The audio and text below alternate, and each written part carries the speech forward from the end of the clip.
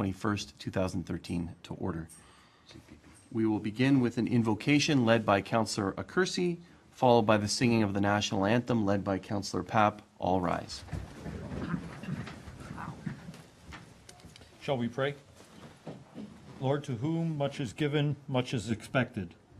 Grant that as this council meets to take up the business of the people, they demonstrate wisdom in all their deliberations. May the decisions that are made in this place of government be guided by strength and courage. Be with each council member as they consider each policy, bylaw, and procedure placed before them. Amen. Amen. O Canada, our home and native land, true patron of, in all thy sons' command, with glowing hearts we see thee rise, the true north strong and free. From far and wide, O Canada, we stand on guard for thee.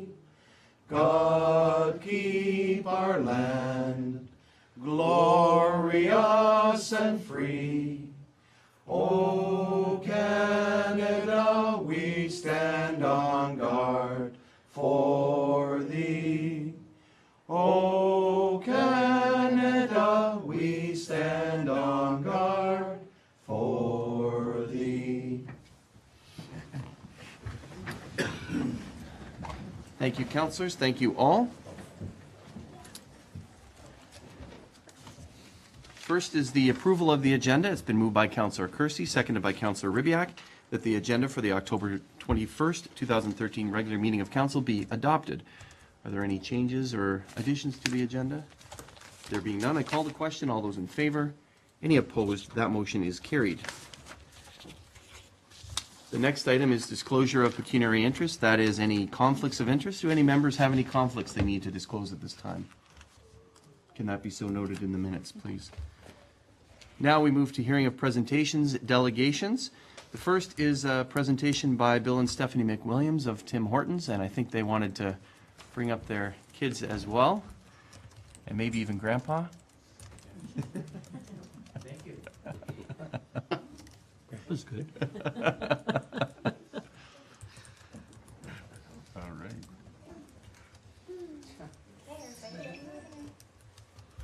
Okay, good evening, Town Council.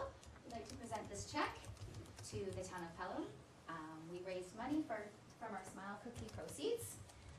Bill and I decided we wanted to do a charity that was close to our community, and we decided to put our Smile Cookie donation towards the Real Skate Park.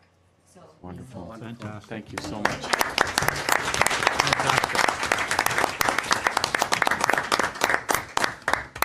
So maybe $2,800.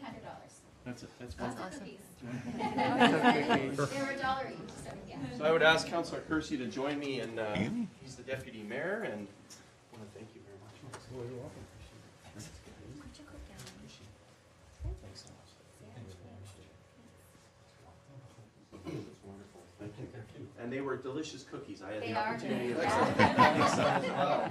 Yeah. And do you know how many cookies you went through? Was it 2,800? Is that what it was? 2,800. That's amazing. That's a Yeah. lot of cookies. 15 boxes, was it? Oh, 21. Sounds like you did them all. 21. Yeah. We're making them all day, so. So that's wonderful. Thank you so much. Yeah, We we're glad appreciate we your could do it. generosity. Yeah, well, it feels good for us to be able to do this. Awesome, very good. Thank Do you have you. anything to say, Tom? No. Yeah. Well, I want to say something, but I'll probably out of order. Probably. Grandfathers are never out of order. All right, yeah. Oh, you're welcome. Thanks again. Thank you. Thank you. Thanks, folks. Thanks again. You guys probably want this to see a photo. Good to see you, buddy. Thanks, Doug. Did you want to do that now, or do you want to do that inside with them? Ryan, no, thank you. Thanks so much. Yes. Come on. No, time to go. You might be in here. $2,800, ain't bad. That's wonderful. And the generosity continues for the Real Skate Park, so thank you very much for that. We appreciate it. Next is a presentation by Todd McDonald regarding library facilities strategic review. Thank you for joining us, Mr. McDonald, it's good to see you again. It's a hard act to follow. Do my best. Thank you. Exactly. No, he brought cookies. Yeah, no cookies for us? Give you a few nuggets.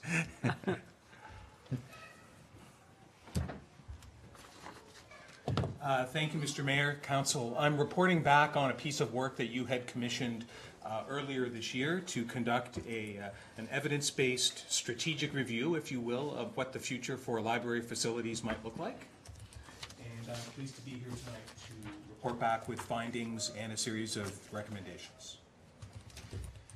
As my firm Performance Concepts had explained at the beginning of the exercise, our bargain with council, our mission, if you will, was, as you see on the slide, creating a pathway for change based on council, public expectations, and library best practices. And we would, of course, balance affordability, efficiency of delivering service with service quality and public expectations around service levels.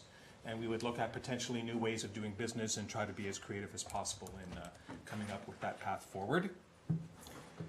There were a series of key questions that you have seen before that we wanted to ask. Clean slate, evidence-based, and we wanted to look at current usage of the system and answer the tough questions. Does it merit 2 branches, fewer branches, more branches, and where should they be located? We wanted to modify that look at current usage by future usage, see if the answer's changed at all. We wanted to look, of course, at the evolving and exciting online and technology opportunities and what they meant for implications for space going forward. It's not the same old, same old. The world is changing, and we needed to look at space with fresh eyes. And then finally, we want to make sure that we maximize public satisfaction from town users by rethinking the blend of programs and the way that space was being used. This as I mentioned, as you're aware, this review was done by Performance Concepts Consulting, but I had specialized support from a special library space planning consulting firm, BPC Consulting, from British Columbia, and specifically Lauren Skara, who is a space planning library architect. So we had the opportunity to have some very specialized and very professional knowledge. Lauren came from out west to work with us in the public consultation workshops that you see here that took place. And those were very productive and very insightful for us in terms of understanding public expectations and the public's willingness to consider trade-offs between affordability and accessibility to services. The puzzle that we needed to understand in terms of doing some strategic thinking around space was this question: which branches were actually supplying current service to the demand that we had, and where would future demand be hitting the system? And so we needed to look at it from the perspective of current Font Hill cardholder demand, current Maple Acre cardholder demand, the oft-mentioned outside Pelham cardholders, they're a sizable group, and of course the whole question of future demand coming from growth, because growth is coming. What we found when we conducted a series of sort of statistical analyses using data that library staff were helpful in massaging and putting into place for us was this following, somewhat surprising perhaps to some, conclusion that almost half of all of the uses of libraries from a collection transaction point of view from Maple Acre cardholders are actually accessing the Font Hill branch. So a significant amount of traffic from across the township is coming to the main branch from places where we expect perhaps that they might have been accessing Maple Acre.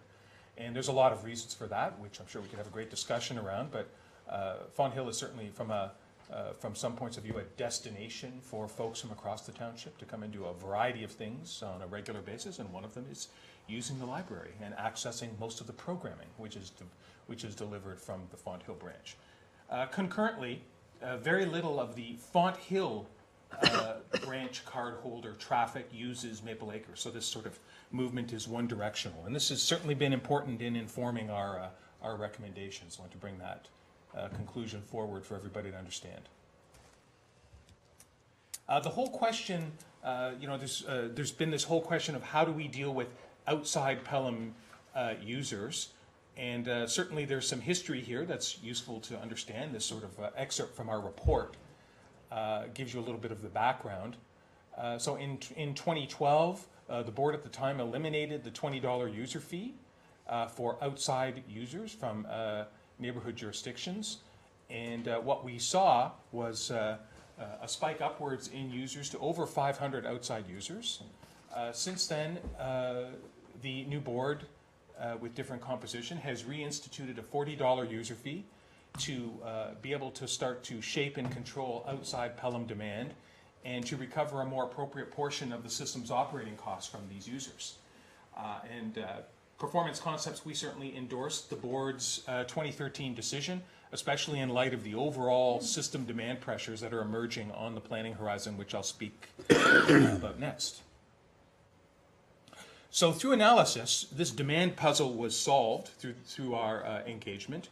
We certainly understand now that current Maple Acre cardholder demand is sort of 50-50 between the two branches. The outside Pelham cardholder demand is 100%, bearing down 100% on the current Font Hill branch, the headquarters branch. Current Font Hill cardholders exclusively use that branch as well, and that indeed is, given the location of coming growth, is where the future growth demand is going to be concentrated as well. So we needed to understand these pressures so that we could do some strategic thinking about facilities. This is the forecast of the growth that is coming. So if you think 10 years out to something like 2023, we're going to see a forecast growth to about 22,500 residents. In other words, about 4,500 more than we had in 2011.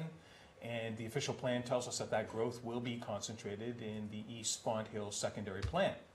So therefore, as I said, the growth overall in the system is going to be focused on the Font Hill branch moving forward.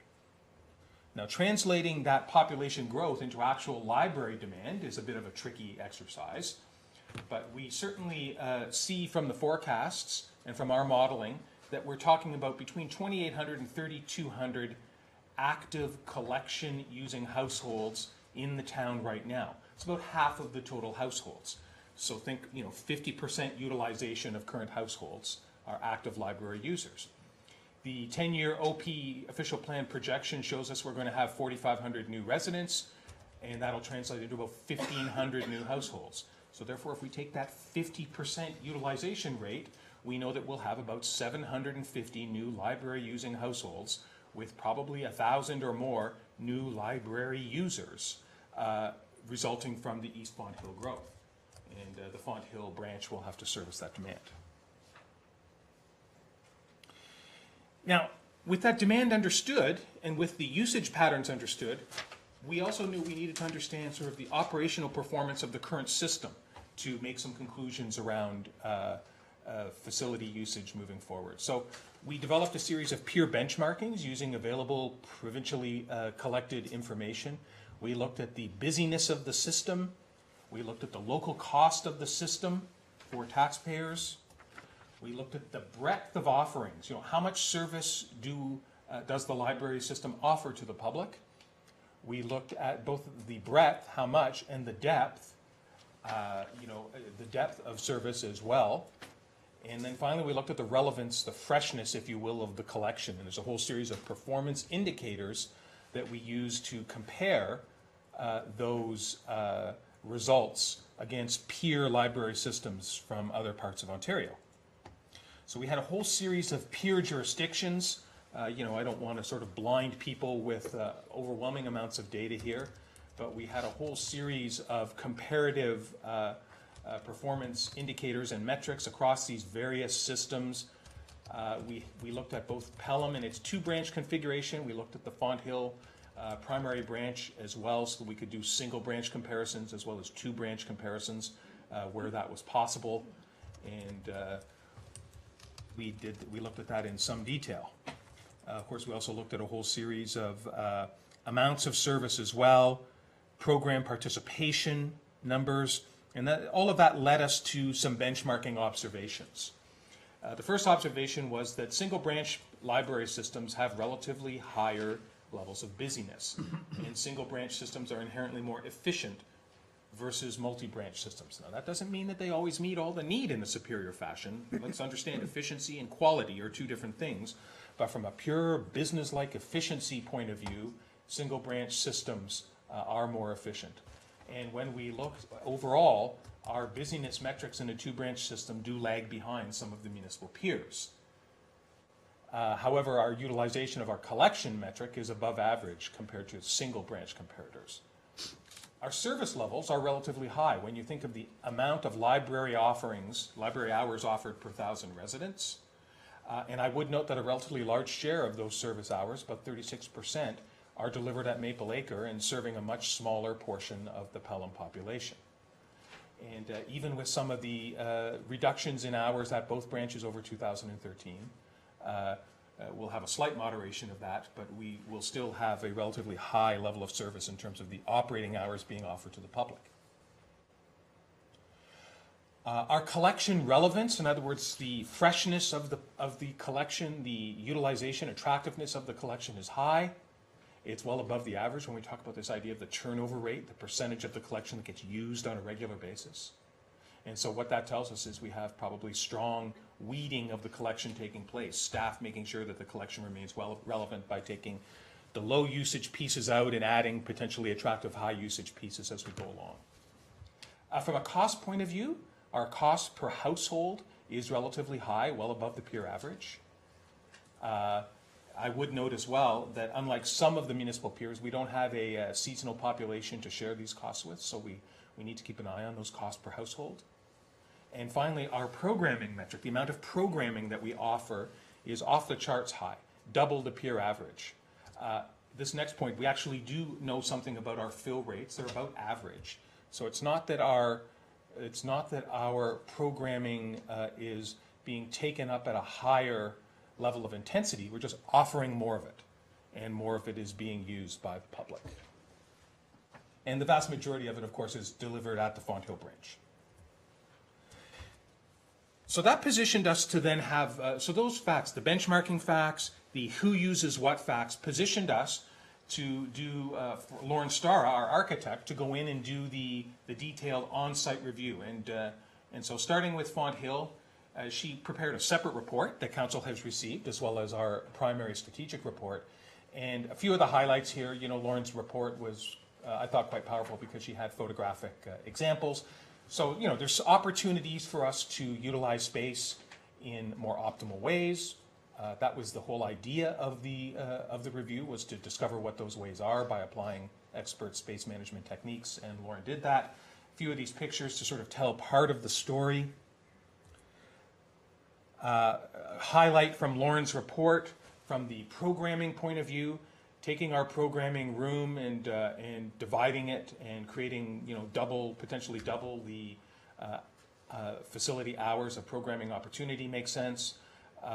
Lauren Starr also mentioned that using space in the unused basement area might make sense to be looked at, and that there would be a whole series of dividends associated with that. That is a terrible looking graphic. Let me very quickly make that much bigger so we can actually read it.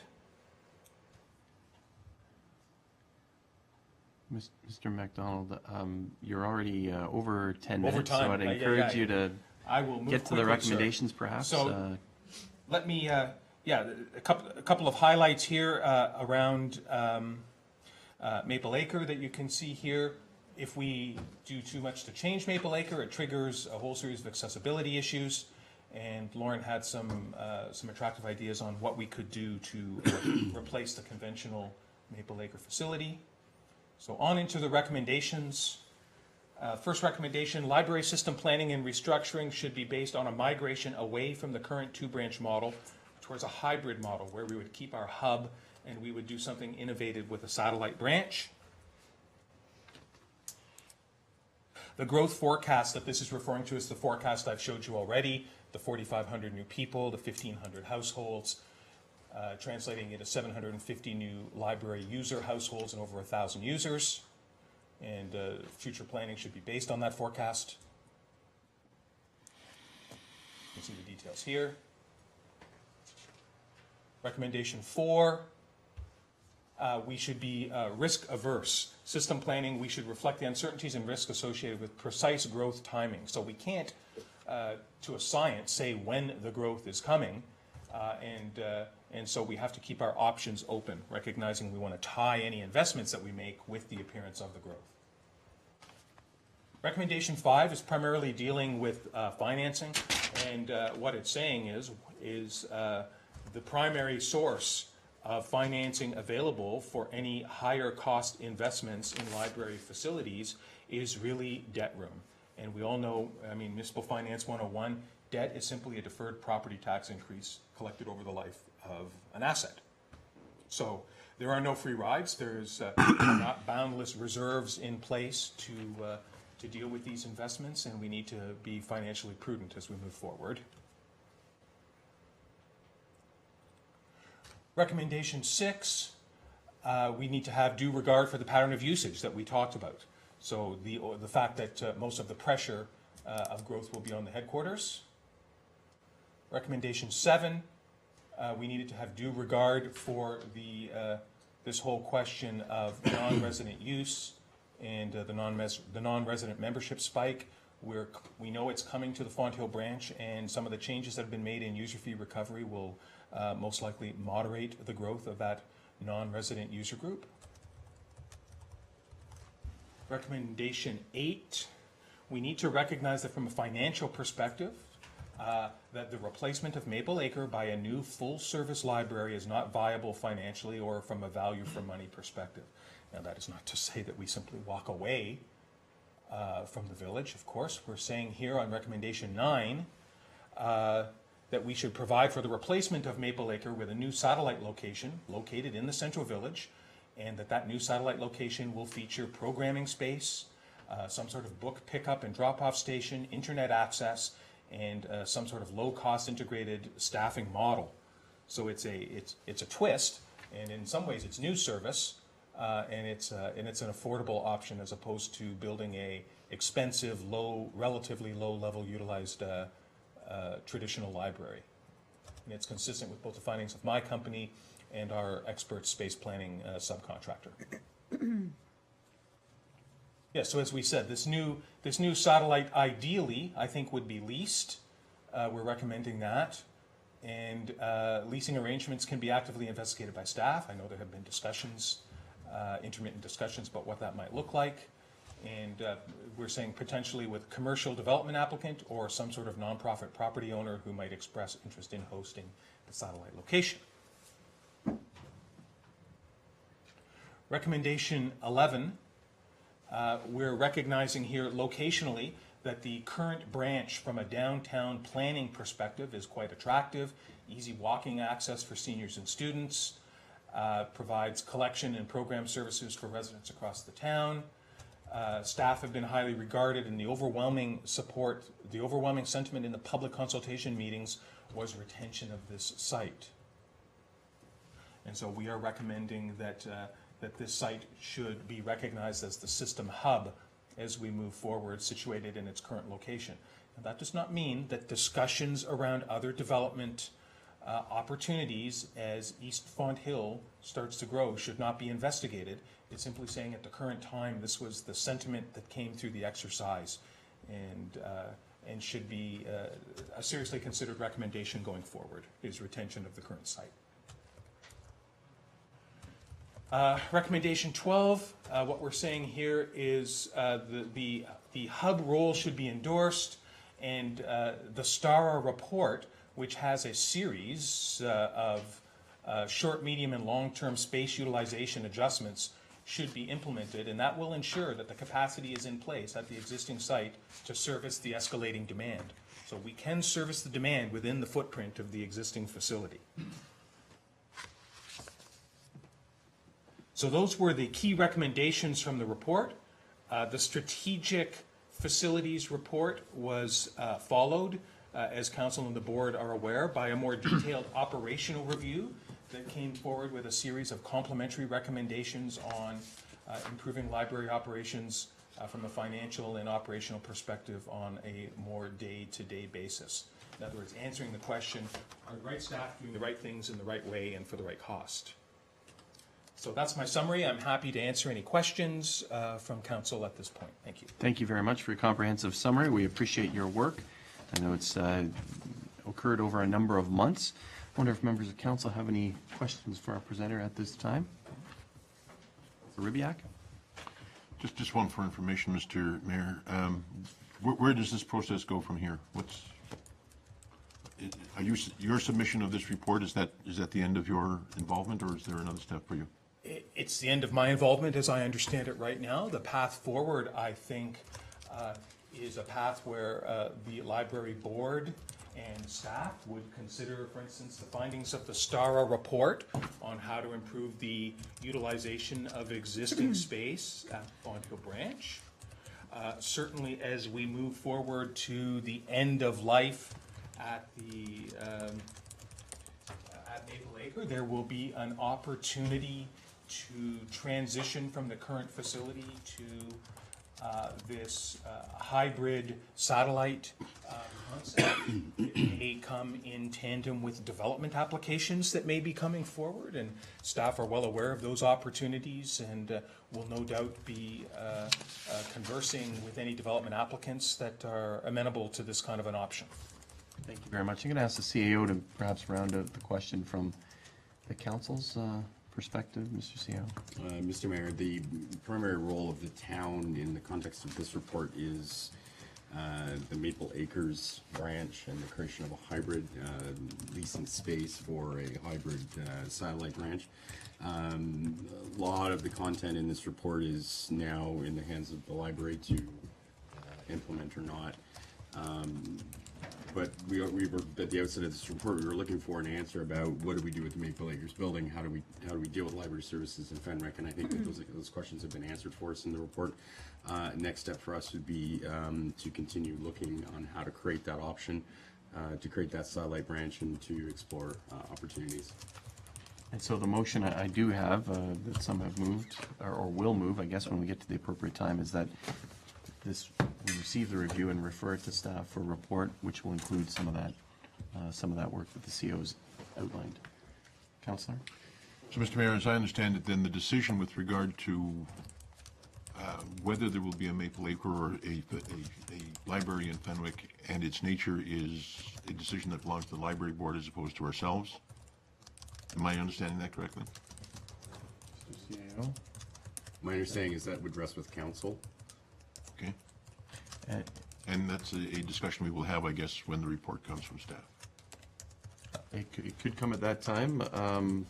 Are the consultants recommending this particular blend of a sort of a hub, so that there's a main hub and a satellite? And I guess it would certainly come up when we deal with the report when it comes back to us. Direction could be given now if council wants to, differ with that recommendation, but I think that recommendation will be, staff will be coming through with that recommendation in mind as they come forward to us with recommendations. I hope that's helpful. It is a bit, if you don't mind, maybe I'll come back to it as this discussion continues a little bit. Okay, thank you very much. Councillor Kersey, did you want to, I had you next, and then Councillor Durley.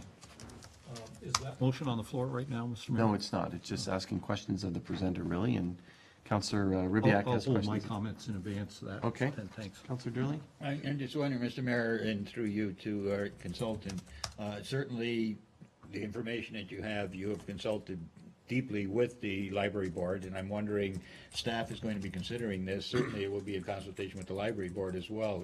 I'm hoping that this will be a cooperative venture between the two bodies. Mr. CAO? Yes, Mr. Mayor, of course it would be. We're interested in the facility, the building structure, and the lease options. The organization and the operation of the library is under the jurisdiction of the library board, but the two organizations do work in partnership. Okay, and I'm looking forward to that cooperation coming through in the report. Thank you. Okay, thank you. Any other questions for the presenter? Sounds like councillors want to talk about the motion, so we'll get into that. Thank you very much for your presentation and for your work. It's, as I mentioned, many months of work, and extended a little bit, but we certainly appreciate that, and working together with the community to garner some of the feedback from the community is extremely important as we move forward to make the decisions Mr. that Mayor. It was my council privilege. needs to make, and also the board. Thank you so much. So I do have a motion. It's been moved by Councillor Kersey, seconded by Councillor King, that the information presented by T. MacDonald, Performance Concepts being the Town of Pelham Library Facility Strategic Review, be received, and that the review be referred to staff for report. Councillor Kersey, you indicated, and you're the mover, so you indicated you wanted to speak to it. Go ahead, sir. Thank you, Mr. Mayor. I'd like to move an amendment to the motion that the report be referred also to the library board for discussion and consideration, and that the staff and the library board work to convening a joint meeting to discuss the Maple Acre siting and options as envisioned in the report that we've just received. That's long So the worded. library board hasn't received this officially? Not the final report. Okay, thank you. Do you have that? I have the first part, which was referred to the library board, and the second part. And convene a joint meeting to discuss the Maple Acre branch. Okay, was that the essence of it? So we need a seconder for that. Councillor Durley. To that amendment, Councillor Kersey, you want to just briefly speak to it, or? Very briefly, Mr. Mayor, the library board did see the interim report, and some of them have seen the final report, but there has not been a roundtable discussion with the full board to discuss the essence of the report and the recommendations therein. As our CAO rightly pointed out, the operations of the library are within the jurisdiction of the library board, but the facility is within the ownership of the town. So I think it would also be instructive to have a joint meeting whereby staff and the library board meet together to scope out the vision and what each party is looking for before we go out into the marketplace. Okay, thank you. Others to the amendment? Councillor Ribbiak. Thank you, Mr. Mayor, and I appreciate the opportunity for as much discussion as possible take place around these recommendations. The recommendations essentially are around changing and or moving a long-standing, deeply felt, deeply appreciated institution within what was the village of Fenwick. And I would think that we would be moving a little too quickly to simply accept a recommendation and move off this without the opportunity of giving that issue the discussion that I think it deserves. So by all means, I think we ought to have something joint between the library and council, and even proceeding beyond that as we consider these recommendations, that we give serious thought to the whole idea of what ought to happen to the existence of a library within East Pelham, let's say. West Pelham. Sorry, my apologies, West Pelham. Thank you very much, Councillor. Others to the amendment? Councillor Pat? So that I can, notwithstanding what all of you have said, is that the operational aspects of the library itself are in the jurisdiction of their board mandate, are they not? Mm-hmm. So what we're discussing is, and it's important, I agree, Councillor Ribbiak, that this report would address those operational aspects along with the capital considerations, the asset itself, which it involves us, right? Am I fair to say that? Mm-hmm. So that we're clear that not just discuss, but come up with whatever that game plan is to deal with the service delivery of a library within the context of our town, right? Based on what's put here. Because the reverse of that is, you could say, is notwithstanding this work, you could say, we don't need to do this. You know, thank you for all the information. And the reality is, we wish to do something different. But that, I think, would be dangerous. I think what we need to do is to take this and turn it into a collaborative effort that comes back with a plan in itself, financially, capital-wise, and operationally, that is satisfactory to the board, and just as important of anything is for those constituents that are using these services. Is that what I'm hearing? Yes, I think, Councillor. That's the direction of the amendment, and I'm going to turn to Is Councillor that fair to Kersey. say? Yeah. Good. That's all I want to be clear on, and no spinning around, but we need to come to some decision points on it. Thank you, Mr. Mayor. Okay, thank you so much, Councillor. Others? Any more on the amendment? There being none, the clerk has a full amendment, but my read is that we're referring to the library board for discussion and also convening a joint meeting with staff and the board, that's town staff and the board, to discuss the Maple Acre branch. Is that in essence of the amendment? So I'm going to call the question on the amendment. All those in favor? Any opposed? That motion is carried. And now to the main motion as amended. The motion is that a review be referred to staff for a report. So I guess in keeping with the amendment, that report will come and will be updated as we move along through the process. Would that be fair to say, Mr. Sayo? Yes, Okay, sir. thank you. Anything further to the motion as amended? I think it's a good way forward, and working together jointly with the library board and the library staff and town staff to work on this and make recommendations to council that are amenable to the library, I think is the way to go. And so I'm going to call the question. All those in favor? Any opposed? That motion is carried as amended. Thank you very much, Mr. McDonald, for your presentation, and we look forward to working with members of the library board and staff as we move forward with the report and this recommendation before us. Thank you.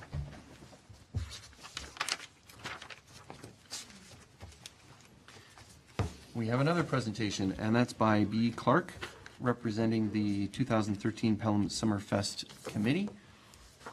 She has a report regarding the Summerfest and its final report. Thank you for joining us, Ms. Clark. Thanks very much. I'm here tonight on behalf of the Pelham Summerfest Committee members. Councillor Kersey, as you know, is the chair of our committee. Vicki Van Ravensway represents the town. John Wink represents the Pelham Business Association. Kathleen Goodman, the Welland Pelham Chamber of Commerce representative. Todd Barber represents the Pelham Beautification Committee, and I represent the Active Transportation Committee. So I'm just going to highlight a few aspects of our report. I know that you all have a copy of the final report. You've received it and you've had a chance to review it and the recommendations. So I'm here to just provide some highlights for you and answer any questions that you might have. So first off, I want to say thank you. As a committee, it's really been our privilege to work with wonderful volunteers, exceptional sponsors, supportive town staff, and involved business owners and community groups here in Pelham. We appreciate the support of council and your participation throughout the event. And may I say, there are some excellent pancake flippers in this group, as I discovered on Sunday morning. It was certainly our pleasure to bring you 4 days of free family fun with more than 21,000 people in attendance this year. And perhaps it was the shout out that we had from the CBC. I don't know who else heard it, but on the Friday evening, the national news gave us a shout out to Pelham, the people in Pelham celebrating Pelham Summerfest. So that was a real thrill for us. As you know, this is the third Pelham Summerfest, and in 3 years, the event has doubled in size. Yes, it's doubled in size. Our attendance has doubled, gross revenue has doubled, and the program content has more than doubled. In 2013, we had just over 21,500 visitors, and we know that we would have had more if the weather had cooperated on Friday evening and Saturday morning.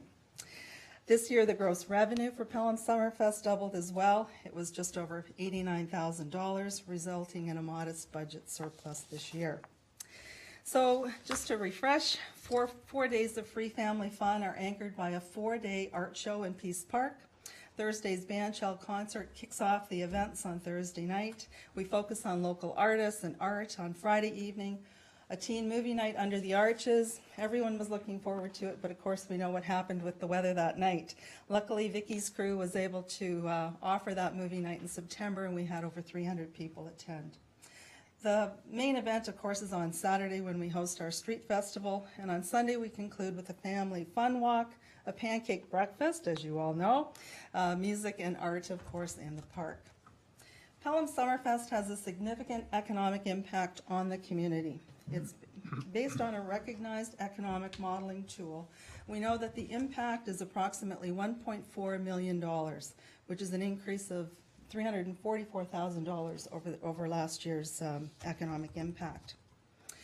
The committee is dedicated to continuously improving Pelham Summerfest. This year we worked with town staff to achieve savings and efficiencies. We've also, as we have in the past, solicited feedback from visitors, sponsors, and vendors. This feedback provides us plenty of ideas, lots of suggestions, requests for improvements. We get criticisms too, and all of these combined assist us in the planning of the event and as we plan next year's event in particular.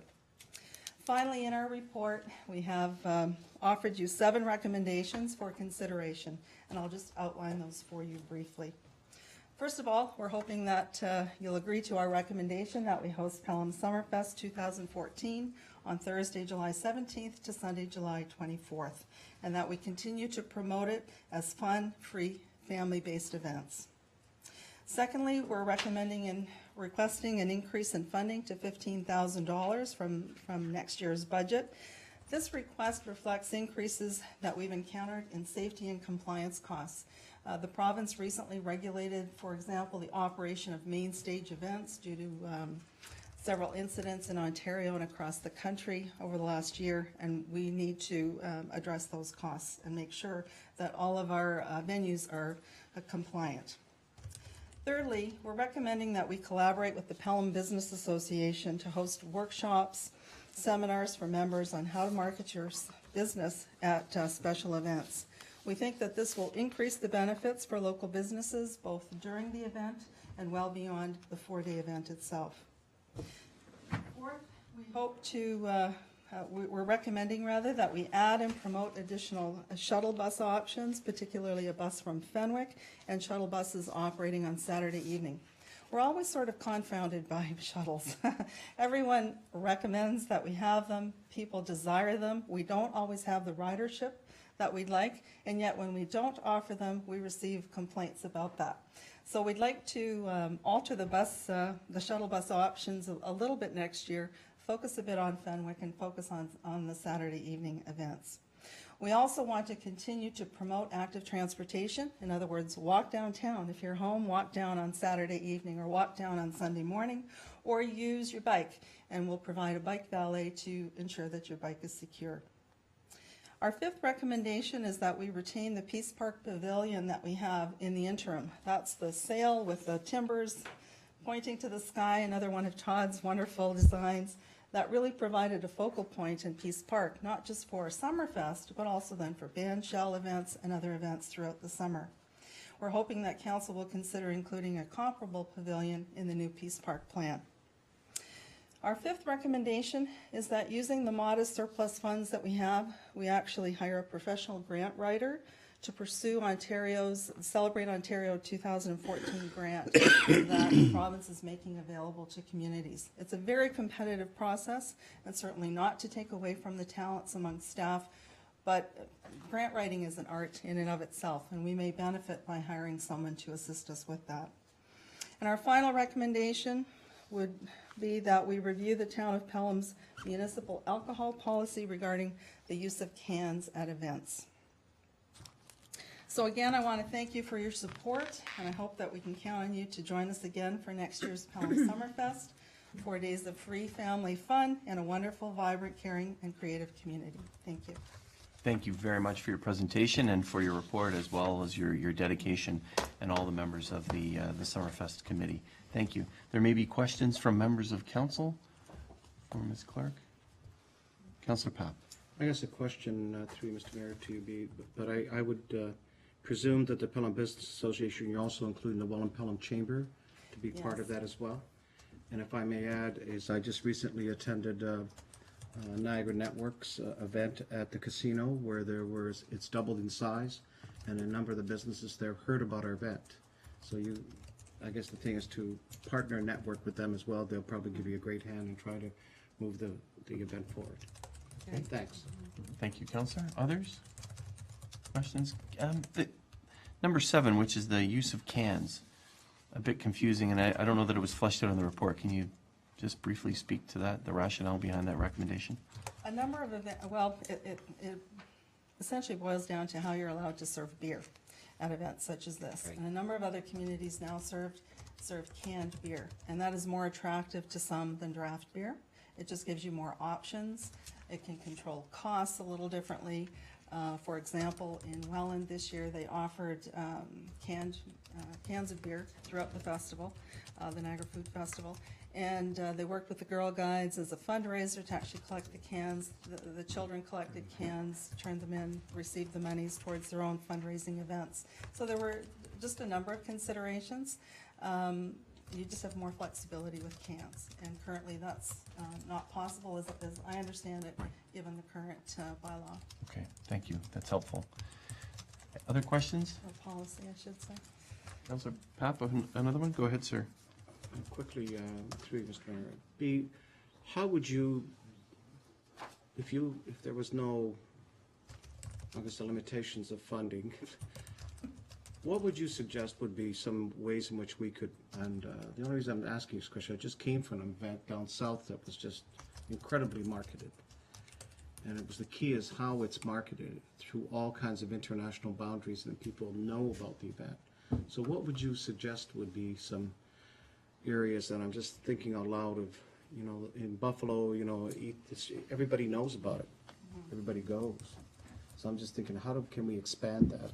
Are you guys thinking about things like that?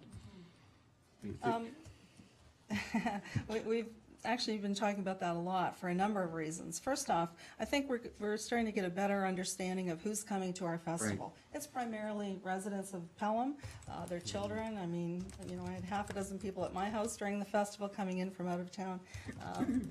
Sort of a homecoming in a sense. So we know that it's primarily made up, or our visitors are primarily 6%. Pelham residents, people from Welland and surrounding communities. So we know that already. The question becomes, in terms of marketing, what's effective? We have a lot of good information as well about how our visitors hear about us, and it's primarily word of mouth, as you saw in the report. That's what it is. Radio is not as effective as other tools, and we're assessing all of that so that we can budget accordingly in the future. But back to your question, how do we grow? I think in my mind it almost comes down to a very fundamental question. Should we grow any larger than we already are? Is 25,000 the right number for a town of our size with the resources that we have? If we were to grow beyond that, and I too have been to very large festivals, the Buffalo Food Festival, over 450,000 people visit that festival in 2 days. It's the largest two-day food festival in North America. I don't know that we aspire to that. I think what we aspire to is a small town friendly atmosphere where families can come, enjoy activities, enjoy friendship, enjoy some refreshments and some food, and really feel that they are in a safe environment and that they can just have some fun on a great summer day. So to grow would pose some challenges for us, I think. And one of the things as a committee, and perhaps Councillor Kersey would like to speak to this, we've discussed is that we need to have this discussion this year. What is the right size for this event? Because with resources or with different marketing or promotion, we could really grow it. And would that be the right thing to do, I guess is the question. Right. Exactly.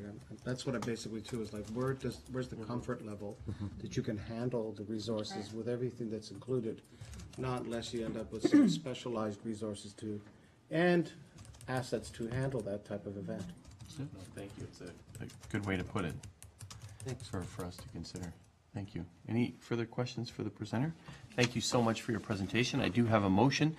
It's moved by Councillor Papp, seconded by Councillor Kersey. The Council receive the Pelham 2013 Summerfest final report, and that the report be referred to staff for review and report.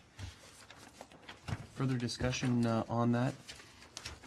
I guess I'm going to just build on what Councillor Papp said, and maybe Councillor Kersey can answer this. I think I do have a question here, and that is, so one of the recommendations is to apply for this tourism money, where I'm looking for it here on my computer, can't find it. Celebrate Ontario. Celebrate Ontario, which I would presume would be broader, which would lead to that expansion that Councillor Papp has sort of alluded to. I don't know if staff or Ms. Clark or B's motioning, she wants to kind of talk about that. Well, this year I think the rules for that grant have changed somewhat, and in the past the grant has been dependent on a growth strategy for an event. So you needed to demonstrate that you were bringing people in from outside of your area, that there would be more overnight stays, et cetera. Right. And we were not able to meet that challenge in the grants in the past. This year, though, and I'm sure Vicki can fill in the blanks, this year, though, they're not just focused on growth, they're focused on some other aspects of operating a festival such as this, so we think that we may have an opportunity to secure some funding this year. Very good. Ms. Van Ravensway? Thank you. And actually, I just attended a seminar this week with regard to Celebrate Ontario. And whereas some of the criteria has changed, but they definitely focus on tourism, 40 kilometers or further. And of course, our dilemma here is accommodation.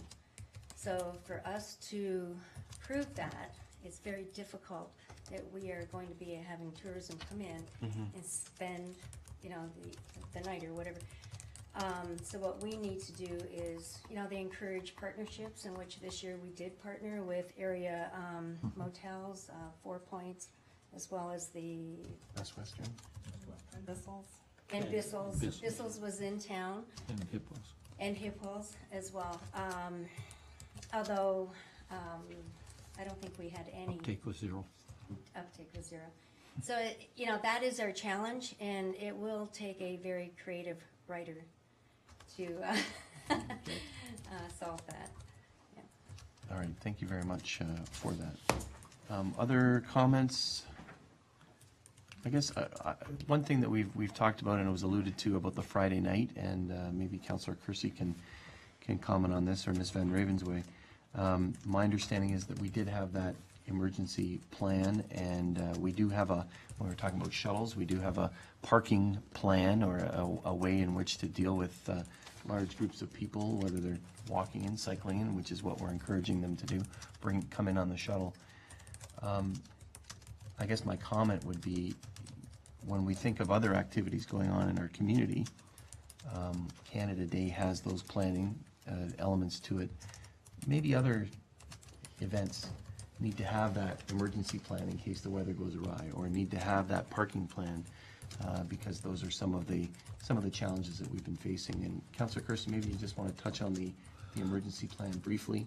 Sure, Mr. Mayor. If you wouldn't mind. Yeah, this year we took a sober second thought, and we've skirted around it in previous years, and this year we really looked at it hard, and we met with Saskia from the fire department, and went over and developed an emergency management protocol for medical emergencies as well as significant public risk emergencies, and had a plan in place. Had all of us that were leaders on the committee had a designated area. We had the people that were volunteering in those designated areas were trained to or instructed to report to us, and so in the event of an emergency, we had a plan to deal with it. And in part of that plan was weather management, and not weather management, but weather observation, and so we were clearly monitoring the weather for the full course of Friday, and when it became very apparent that the storm was rapidly approaching us, and with high energy and its concomitant risk, we had an emergency meeting, put the emergency plan in place, had everybody evacuated safely, all of the equipment and art safely put away, and as we put the last thing away and stepped outside, the raindrops started. And we know what the impact of that storm was on our community. It was huge. As a sidebar, perhaps it was a good thing that the ministry came forward with their new guidelines for festivals, because the staging that we had in place on Friday night withstood that storm, didn't even blink. Whereas I fear to say that the facility that we had in previous years probably would not have withstood the high winds that we had there. So it's important, and it's something that we as a council should perhaps consider making a policy of the town, that any group utilizing any of our facilities have to look at those critical features of emergency management, And B, as we're well aware, there are events in the core of our community that have created issues, shall I say, with respect to parking. And I don't necessarily think that those issues need to fall back onto the town to manage. I think that the group that is utilizing the spaces and the facilities need to take a hard look at that and present to council when they apply for the use of those facilities. Those two things, an emergency management plan and a parking plan, and how they're going to deal with that, the issues surrounding that. That will help to alleviate some of the issues that we've been dealing with over the last year, Mr. Mayor. Thank you very much, Councillor Kersey, for relaying those, the way in which the committee dealt with that and looking at it very seriously in terms of emergency management and having that plan. And certainly thanks to staff and all members of the committee for doing that plan and coordinating the entire event. Thank you so much. Any other comments, questions in relation to this? So we look forward to that. Maybe that policy can be added to the report that comes back from staff, Mr. CAO, that's referred to in terms of the emergency management that Councillor Kersey has suggested. One other piece, I guess, is the timing of this report. Mr. CAO, can you give us an indication on the timing back? There are some budget implications, I think, in this report. Yes, Mr. Mayor, I think in a month's time we should be able to come back with an adequate report. We have had the opportunity to meet with the committee staff already. A lot of the recommendations are things I think that can be done quite quickly, so I don't see that it's going to take any great length of time. And of course, I'll let council decide on the budget request. That's certainly your area. Okay, thank you very much, Mr. CAO. Without further ado, I'm going to call the question. All those in favor? Any opposed? That motion is carried. Thank you again for your presentation and for your ongoing dedication and work on the committee. Thanks so much, B. Thank you. The next item is we don't have any delegations and we don't have our regional councillor here. Councillor Beatty is probably taking a bit of a night off because we are at the start of our committees at the region. The committees start tomorrow. But I do want to just give you a quick update on the budget. So we did have a budget meeting last week. The region's budget is currently within the 2% guidance that was offered. That's a net number, including the growth of 0.7% overall across the region, and also the 10-year capital budget is balanced. But there are some significant pressures, and those include the things that we talked about last week, which were the police, which have not come in at the 2.7, which was the guidance minus the 0.7 growth. They've come in at 4.08. The Conservation Authority has come in within guidance, and housing has an allowance higher. I think they're about 3.1%. And the reason for that is because of their actual assessment and the payments in lieu and all of that that were increased. So that's on the housing side. So this is still a work in progress, and I'll keep you updated on it as we progress. And we look forward to Councillor Beatty coming to future meetings. Next, we move to minutes. So it has been moved by Councillor Papp, seconded by Councillor Kersey, that the following minutes be adopted as printed, circulated, and read. Minutes from the regular meeting of Council of October 7th, 2013, and of the special meeting of Council of October 15th, 2013. Any errors or omissions? One omission that was not specifically in the minutes, but in dealing with an item. At our special meeting of Council will recall that we reviewed applicants for the membership on the Seniors Advisory Committee. That committee also has the opportunity for a member of council to be on it. We do have the bylaw later on this evening, so I guess I'm giving you a little bit of a heads up that if there's a member of council that's interested in that particular position, I don't think the clerk had heard of any, or myself, so something to think about. It could be added this evening or it could be added later, but if a councillor wants to stick up their hand later and offer, that is a possibility. So that's for the Seniors Advisory Committee. I'm going to call the question on the minutes of those meetings. All those in favor? Any opposed? That motion is carried. Thank you. The next item is consent agenda items to be considered in block. Are there any items to lift for a separate consideration? And there's a lot of them. There being none, it has been moved by Councillor King, seconded by Councillor Durley, that the following consent agenda items be received and approved. Resolutions from the Committee of the Whole from October 7th, 2013, along with the minutes of the Committee of the Whole. Information correspondence from the Ministry of Rural Affairs, Small, Rural, and Northern Municipal Infrastructure Fund. There's a letter from Cindy Forrester, MPP for Welland, regarding the Short Hills Park Hunt. There's a letter from the Police Services Board regarding licensing and regulation of governing vehicles for hire. There's some open houses or public information sessions on that coming up. A number of items from the Regional Municipality of Niagara, and they include the Niagara Region's Greenbelt Plan Review, some of the discussion I think we've had around this table, a streamlined review for mineral aggregate application policies and process, the start of the policy reviews that are going on, or process reviews at the region, revised smart growth criteria regarding DC reduction program in designated areas, and that's looking for clearer ways to have that reduction. Niagara Region Land Supply Analysis, which includes information about Pelham, Complete Streets Model Policy Handbook, Project Initiation Report for Hamlet Policies, and we have a companion document later on about that, Project Initiation Report for Site-Specific Policies, and again, there's some Pelham focus in that policies as they go through the entire region. And also, there's a staff report with comments on the Regional Policy Plan Amendment 3, 2013, Hamlet Policies. Questions, comments on any of those items? Councillor Kersey and then Councillor Papp. Thank you, Mr. Mayor. The first item I'd like to comment on is the smart growth and DC exemptions. And I wondered if it would be appropriate to refer that to staff for a report investigating how we might utilize those DC exemptions to encourage the type of development that we want to see out on the East Fawn Hill lands, specifically the commercial areas.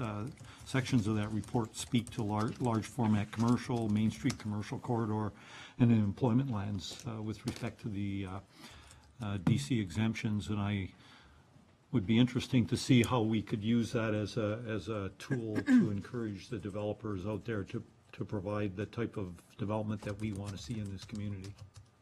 Okay, thank you. Would we have to have a separate resolution, or is that We can take it as staff direction. staff direction for a report on that? Thank you, Councillor. The clerk indicated that we can take that as staff direction. The interesting thing, I believe, and maybe staff are able to answer this, but I believe these are in, as it says in the outline, in designated areas. So conceivably, council would have to designate a specific area, much like the CIP area that's already existing that you worked on and members of the community worked on.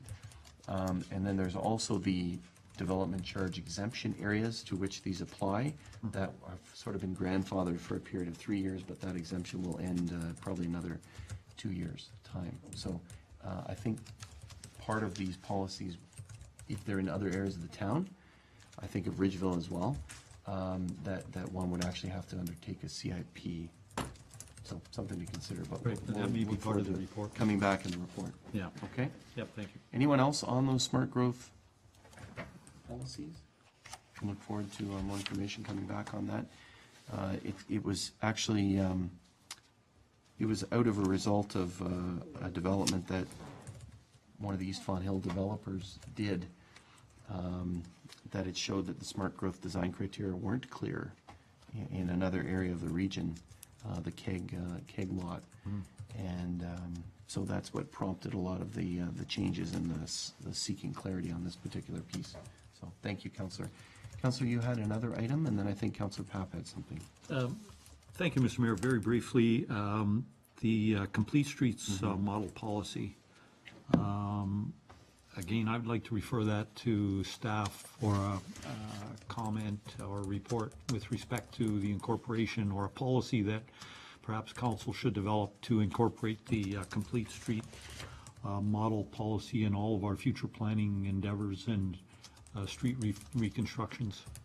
And we may have something along that line already in the OP, but I think it would be nice to have a very clearly stated policy that supports that complete street momentum. Okay, thank you. I also thought, Councillor, about the Pelham Active Transportation Committee would probably want to take a look at that policy as well. So maybe included in that could be input from that committee. They've been very, very active on that, and I hope it's some of this complete street policy is in keeping with the vision of members of the committee. So maybe that can be included as well, Councillor? Right. So is Council amenable to that staff direction? Okay, thank you. We'll take it as that. Anyone else on the complete street policy? We look forward to receiving information on that. Thank you. Councillor Papp. Very quickly, Mr. Mayor, have we signed off on the service level agreement with the region about the regional development charges administration? That's next. Or am I ahead of myself here? You're just a bit ahead of you, I think. Sorry, I'll wait till, Yeah, that's under 13. pardon me. No, that's okay. Yeah, I apologize. Anything else on the consent agenda? There being none, I call the question. All those in favor? Any opposed? That motion is carried, along with some staff direction for reports back on those two reports. Thank you. Thank you. It's been moved by Councillor Durley, seconded by Councillor King, the correspondence from the Regional Municipality of Niagara regarding the Regional Development Charges Administration dated October 1st, 2013 be received, and that the mayor and clerk be authorized to enter into a service level agreement with Niagara Region and all regional municipalities for the administration of regional development charges. Councillor Papp. Very quickly, so just through you, Mr. Mayor, to the CEO Treasurer, I saw you were consulted on this and how this was going to take place. I know the background to it somewhat, what happened. I'm just curious, are there any challenges to this, do you see? And how we're going to, I mean, there's never been a uniform agreement amongst all the municipalities. Can you answer that, Ms. Pupo, or is that Ms. Tavasoli? Absolutely. More specifically, or maybe particularly I'm interested in is where it says that there's a portion in there where it talks about interpretation of the RDC charges between the municipalities. So if someone challenges it, I presume, and maybe I'm wrong, that the way the RDC has been structured with the region is what it is. So I don't know what they mean by interpretation. Ms. What would Tavasoli, can you? yeah, please, yeah. Could you, what would that mean? What would we be doing? Well, I have a couple of issue with region based on their charges and all. Right. We are not clear on that. It's in some areas, it's not fair, the way that they are taking the whole, amount that we are receiving.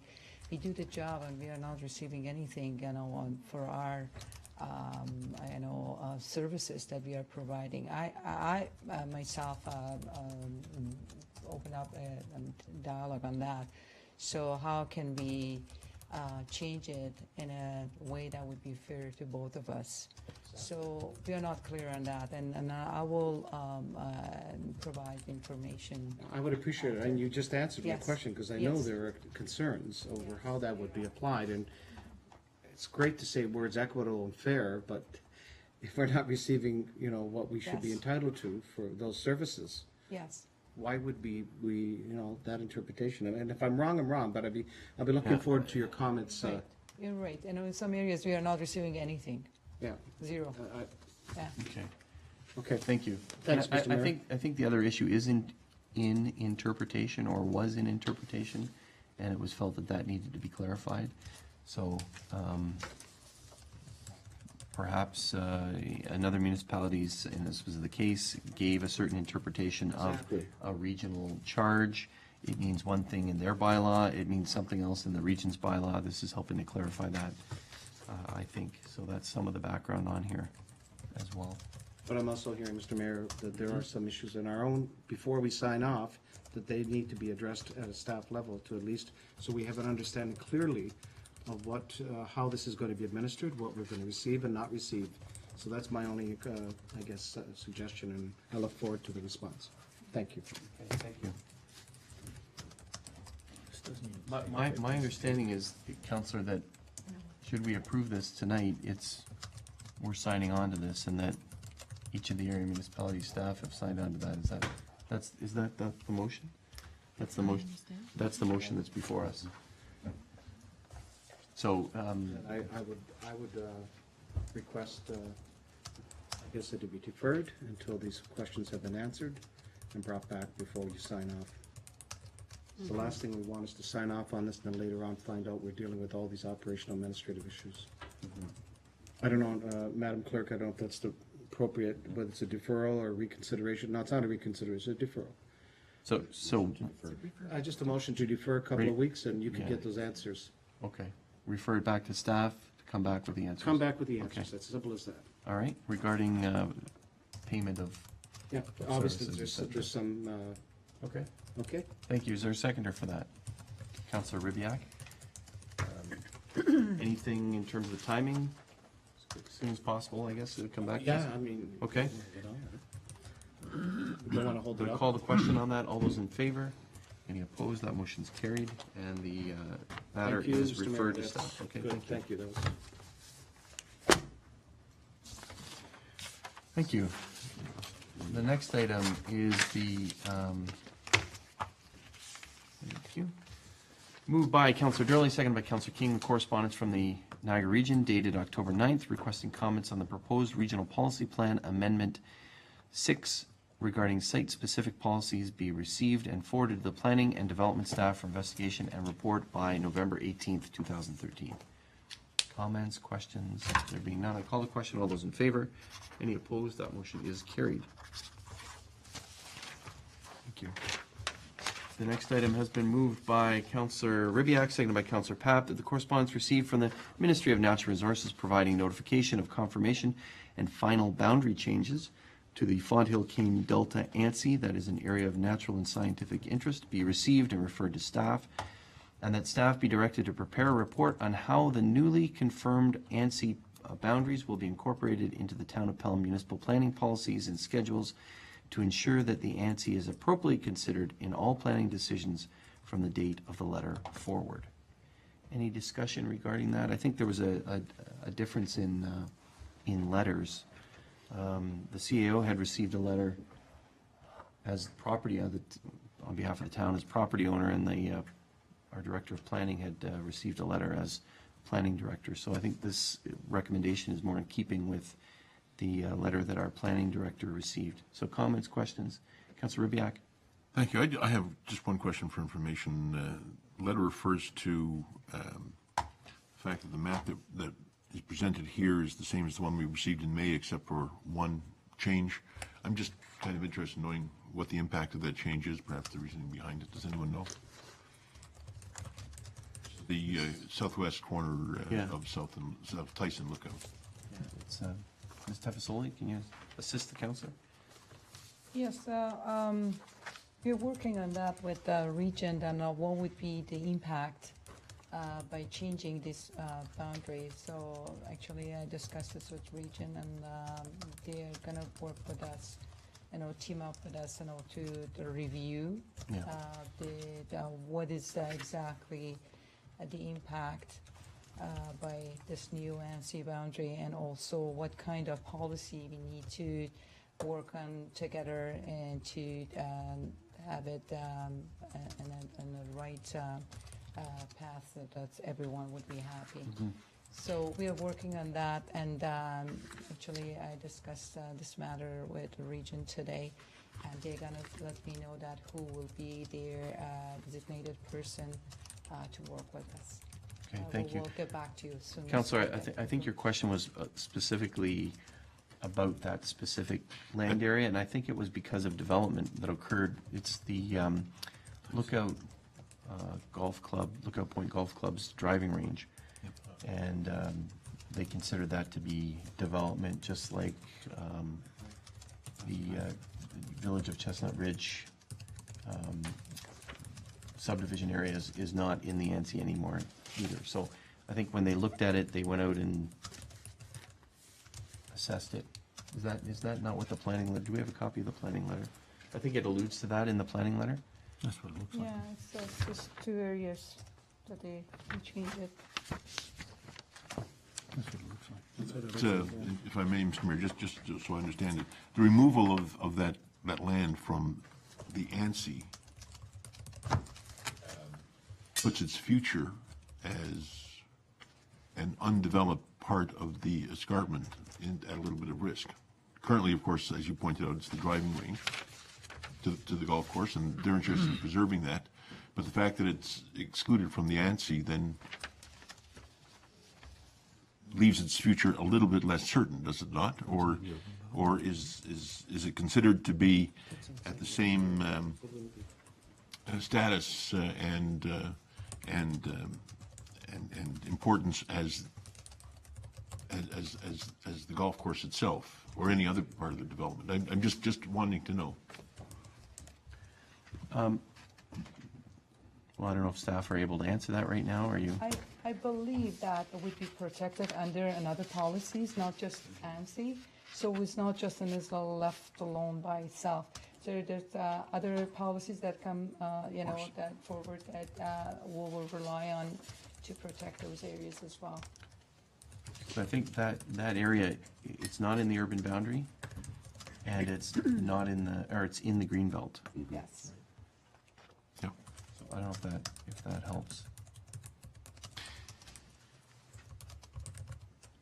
Councillor? That's right, Mr. Mayor. I don't know that there's anything particularly difficult or serious about it. I just wondered, perhaps it was just an oversight that they left it in the map and shouldn't have from the outset. But the fact that they flagged the fact that it's no longer included, despite the fact that it was in the map earlier, I'd just like to know why it happened. And there may be nothing nefarious or risky about it at all. I'm just interested in knowing why it left the map. Okay, well, maybe that's something that We'll when we report back. Back to you after reviewing the WIT region.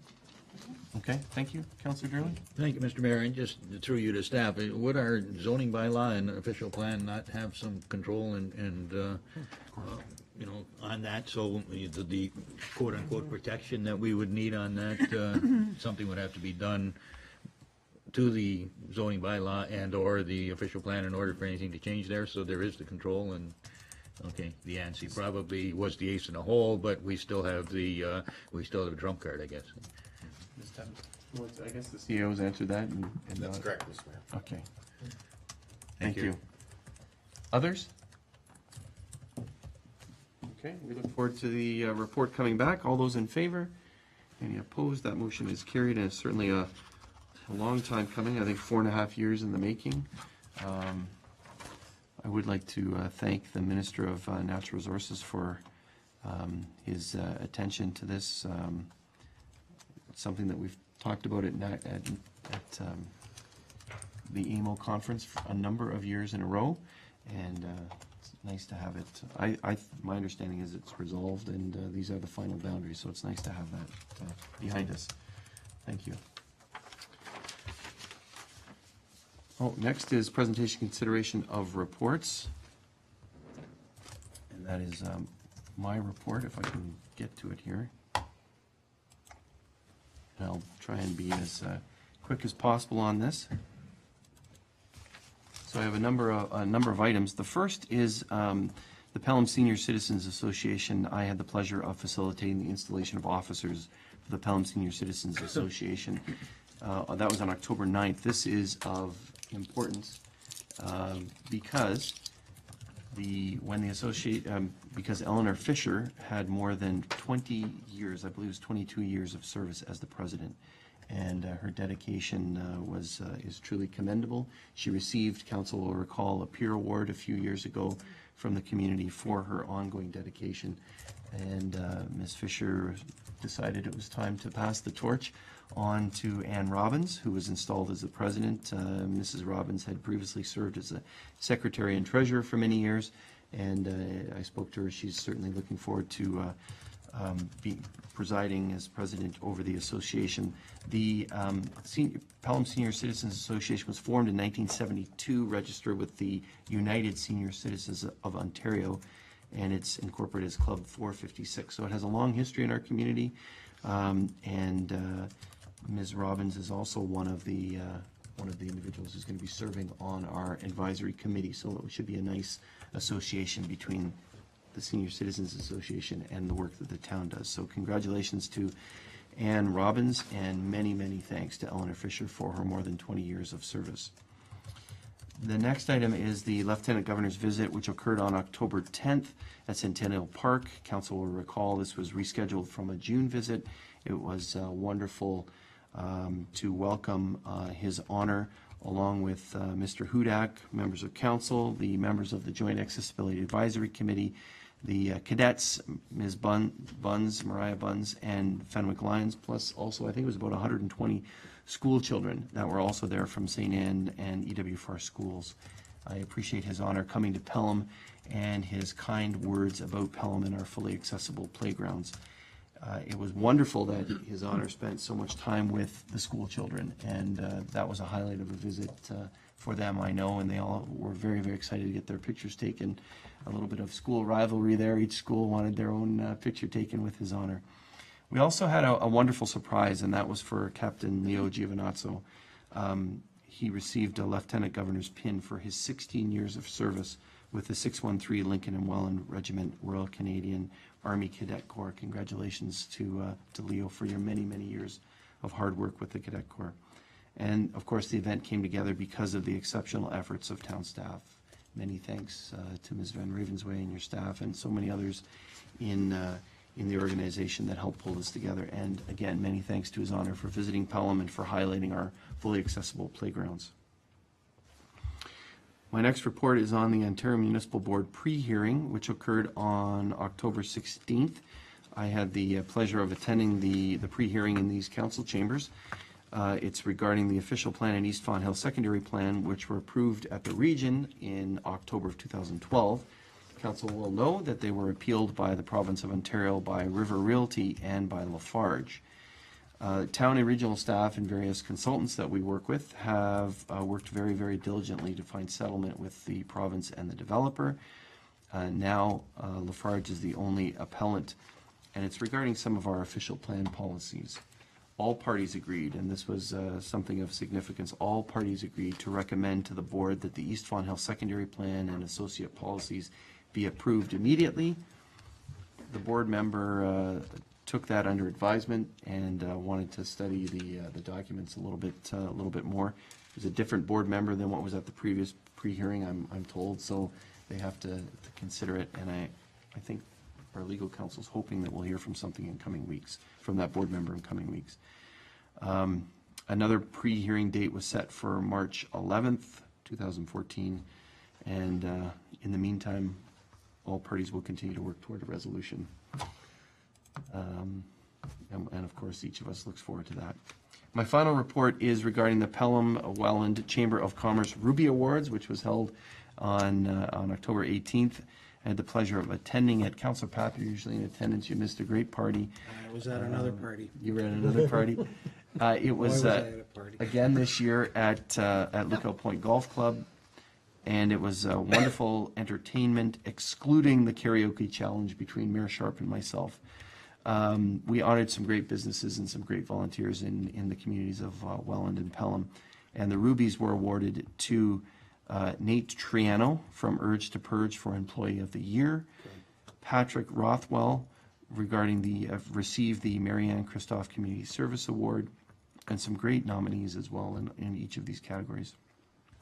The Youth Citizen of the Year was Nikki Ann Bordeaux, and there's a great article in some of the media today about her. She's a student at Centennial. Greening Niagara Eco Action Award of Excellence, there were 2 recipients. They decided to do this because it's such an important category. The large project was received by the Niagara Catholic District School Board, and for a small project, Urge to Purge received that very coveted green award. The Venture Niagara Award was received by Candy Ashby, Presentations Corp. Here in downtown Fawn Hill, so congratulations, special congratulations to Candy. The RBC Financial Group Business Award was received by Pleasant View Funeral and Reception Center. Very, very great acceptance speech from Pleasant View, talking about the staff and the wonderful working with the community, etc. RBC Financial Group Business Initiative Award went to Mark Carl from the Hope Center. And again, Councillor Carl spoke about the dedication of the board and staff at the Hope Center. And Business of the Year, Urge to Purge. The final award is always congratulations to Urge to Purge. The final award is always sort of a very, very moving award. I know Councillor Papp has received the Stuart Cumming Memorial Award in previous years of merit, and this year the recipient was Carrie Thomas. You'll recall Carrie Thomas from Community Living that presented here a few weeks ago. So congratulations to all the nominees. And Richard from Kojiko was there. Nice to have you there as well, Richard, taping the event. And congratulations to the Chamber for a great event. Those are my reports. Not quite as succinct as last meeting, but hopefully close. Next item of business have been moved by Councillor Ribbiak, seconded by Councillor Kersey, that the issue sheet installation of a ground sign at 1394 Hay Street, Masonic Lodge, be received, and the council approve the sign variance request by the Masonic Lodge, am I saying that right? Masonic Lodge, having a setback distance of 6 feet from the east property line. Discussion? All those in favor? Any opposed? Motion carried. Masonic, thank you. The next item has been moved by Councillor King, seconded by Councillor Durley. The council received the issue sheet Pelham Arena sound system replacement, and that the sound system of the Pelham Arena be replaced immediately with an upset limit of $22,000. Discussion? Can we just have a little bit more detail on what that sound system looks like, or sounds like? Sounds great, Ms. Mr. Van Mayor. Ravensway? Sound system will replace the sound system that's there now completely. Over the years, it has been, we've had problems, and now it has completely, it no longer is in order, so it needs to be replaced. We will be meeting with the sound technicians to see what would best suit our needs through the facility. Okay. And so we're not certain of the timing? Well, we hope to have it done within the month if it's approved. Okay. So keep us up to date. Immediately, we need something. Yeah. Right now, we have the portable system being used, as well as the figure skating club. They basically have a portable music box on the ice. Thank you. I recall Councillor Papp raising the issue, and maybe others, members of council, raising the issue a while ago. So thank you for bringing it forward. I'm going to call the question unless there's any other discussion. All those in favor? Any opposed? That motion is carried.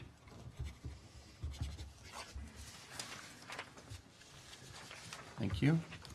The next item has been moved by Councillor King, seconded by Councillor Papp. The council received the issue sheet Proposed Arena Staff Lunchroom, and the council approved the purchase of a construction trailer-style lunchroom being equipped with washrooms from ATCO at a cost of $67,035. Discussion. Councillor Durley. Thank you, Mr. Mayor. We had a presentation at the budget meeting from Minor Hockey that indicated there were some deficiencies in challenging their operation in that additional or larger dressing rooms and so on need to be provided because of females taking part in hockey programs now, as well as other space things. And although I do appreciate the challenges that staff are going through as far as a lunchroom and a place that they can sit and rest, I think it's a necessity that we do provide a lunchroom or something. But I think it would be perhaps a little bit premature at this particular point in time, seeing that the leisure plan study is going to be made public. I believe it's going to be in November. So when that does come through, if in fact it indicates the need, and certainly there is a public appetite from some sectors of our community for a new facility, if in fact that's the direction we're going, I think throwing good money after bad in the current facility, which is, I think, past its best before date, Perhaps we should wait until that comes through, and then we can give it certainly a little better debate and a little more consideration as to what we should do if, in fact, we need to do it there. And in fact, if there's going to be another facility and there's a time limit for that, then perhaps we could be looking at an alternative. So I would like to defer this until such time as we are able to digest what is in the leisure plan report. So you want to postpone until the leisure plan report comes back to council? Is that correct?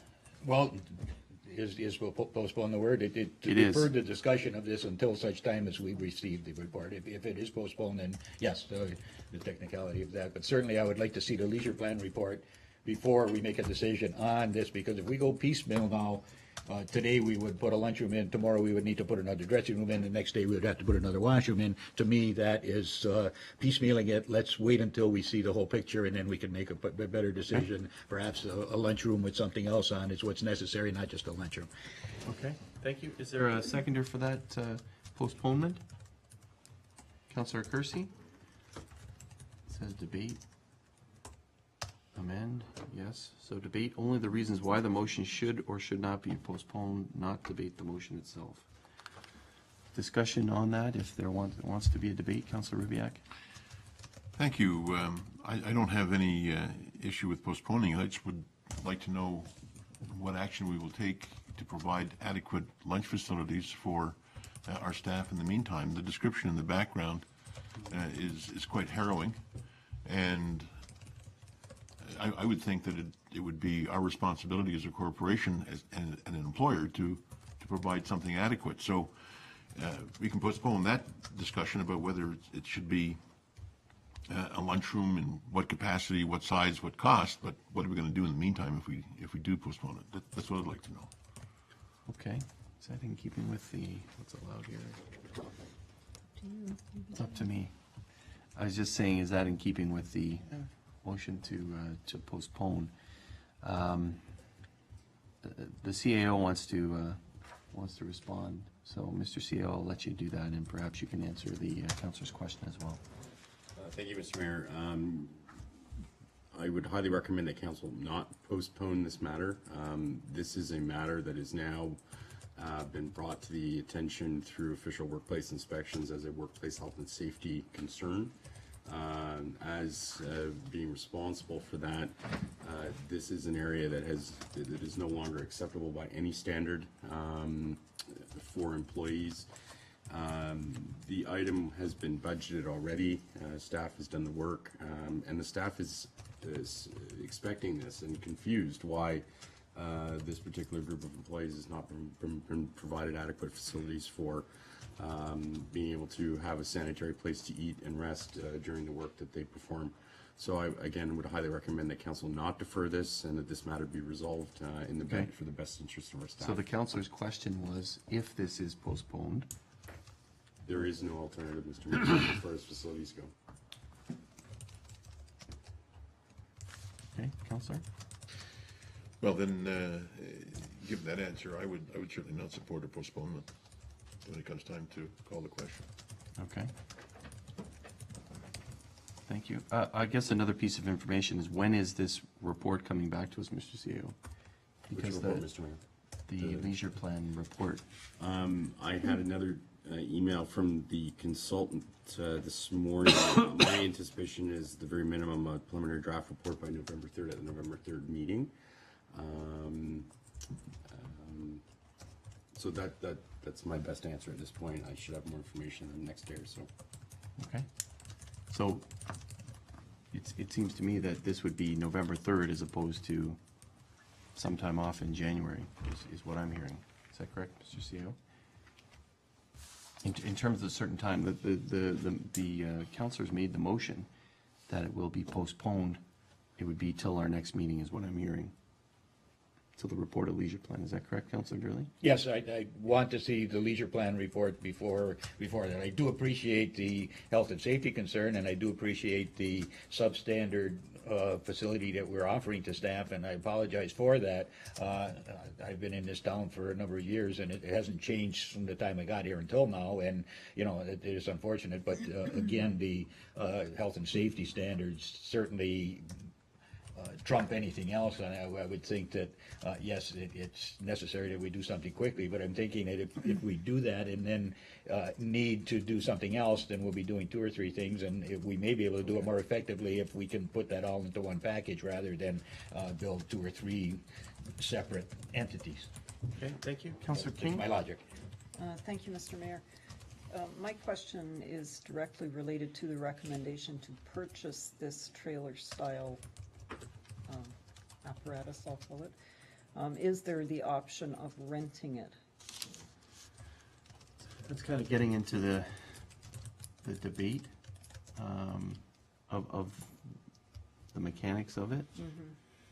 So really, the motion that's before us is whether postpone it, and then we can discuss those things, or not. Okay, I'm sorry. No, fair enough.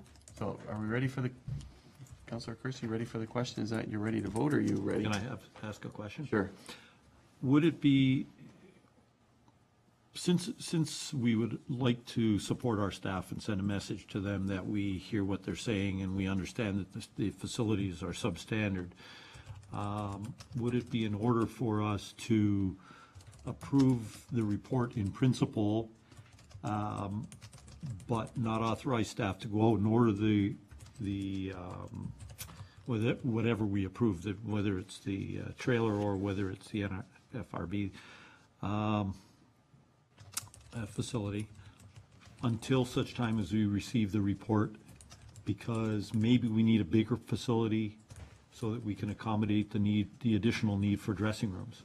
So in other words, we're approving it in principle, subject to maybe expanding the size of that facility and the location of that facility to try and meet the needs that were expressed to us by the Hockey Association. I think the motion before us, and Councillor Durley spoke to that, to give that time to hear the leisure plan report and then to consider. Mine is moderately different than his. But, so the motion before us is to postpone until we receive the leisure plan report, which we've heard in a preliminary stage is going to come forward at our next meeting.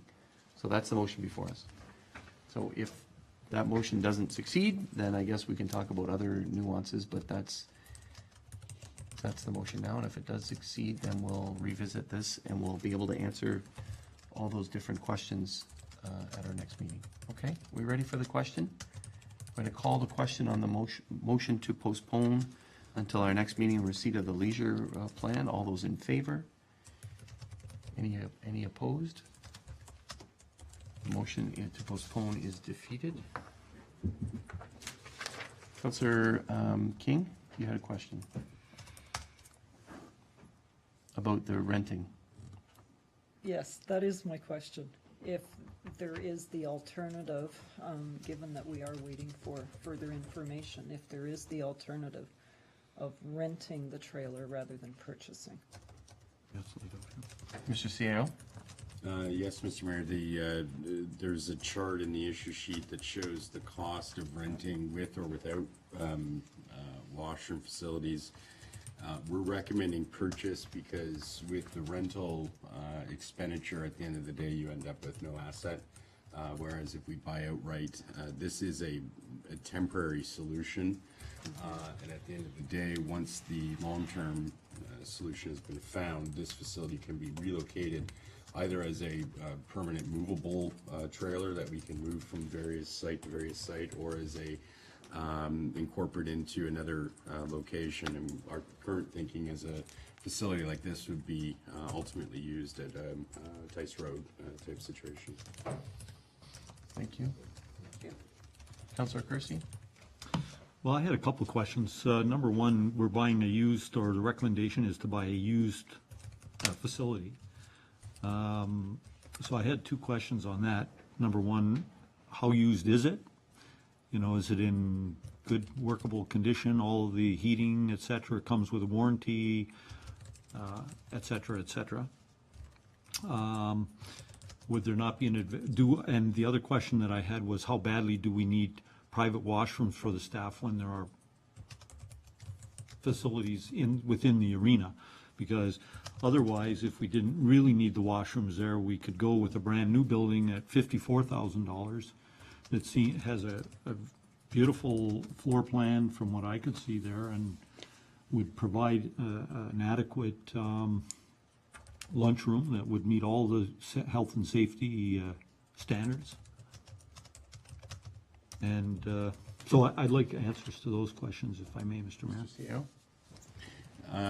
As far as the how used is used question, I'm not directly involved in those discussions, so I don't know if unfortunately our Director of Public Works isn't here this evening, but I don't know if the Treasurer would have additional information on that detail.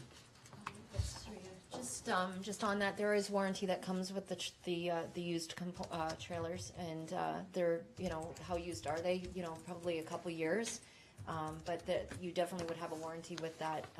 And as far as the bathrooms are concerned, because there's at times a lot of people that attend the arena, and the washrooms are used a lot by the public, so staff are having to wait or whatever to use the washrooms. And one of the biggest complaints they had outside of the lunchroom is to have some washrooms that they could go into and get cleaned up after their lunch and stuff like that without all the public being around. I think that's the premise for the washrooms. Okay, thank you. Others? Councilor Ribbiak? Thank you, Mr. Mayor. Just again for clarification, the recommendation is to purchase the construction trailer-style lunchroom and the cost of $67,000. Additional information, the financial implication is listed as $99,100. I wonder if those are additional, includes setup costs, or is the number meant to be the same? Mr. CEO? Defer that to the Treasurer, Mr. Mayor. Madam Treasurer? The additional cost is to connect it to the building through the electrical and setup of the trailer at the site, is my understanding. Councilor? So the cost, as I understand, then, is we purchase the Aqua trailer at 67, but it'll cost us $100,000 to have the job done. And refresh my memory, that's all in the budget? Ms. Poupon? Yes, there was a budget of about $120,000 a few years ago set aside for the facility, and it just never got utilized. Thank you, Mr. Mayor. Councilor Kersey? For clarity, Mr. Mayor, where is the $100,000? I read this as being $67,000 plus $5,000 for water and sewer hookup and $225 for a building permit. Ms. Poupon? I'm sorry, I don't have the report in front of me, but I'm not sure whether. Page 479 of 530. Page 479. No, it's 99,000 is the cost with the other company. That's the 67,000 is the cost with the one company, so it would be just the 67,000 plus that 5,000 and 225. Thank you, Mr. Mayor. So my original question was, why is it saying 99,000 when it should be 67? I take it it's not $100,000, it's 67. Plus And then- 5. Plus 5, so 70. Yeah, I read that somewhere too and was confused. I forget where that is. So I just want to clear up that confusion. It's 72, not 100. Mr. CEO? Yes, that's correct, Mr. Mayor. I believe you might be looking at, there's two options. The 99,000 option is with the NRB option, NRB trailer with washrooms. What we're recommending is the ACO option with trailers, so it's the 67 plus the $5,225 for installation costs. That's all in. Yeah.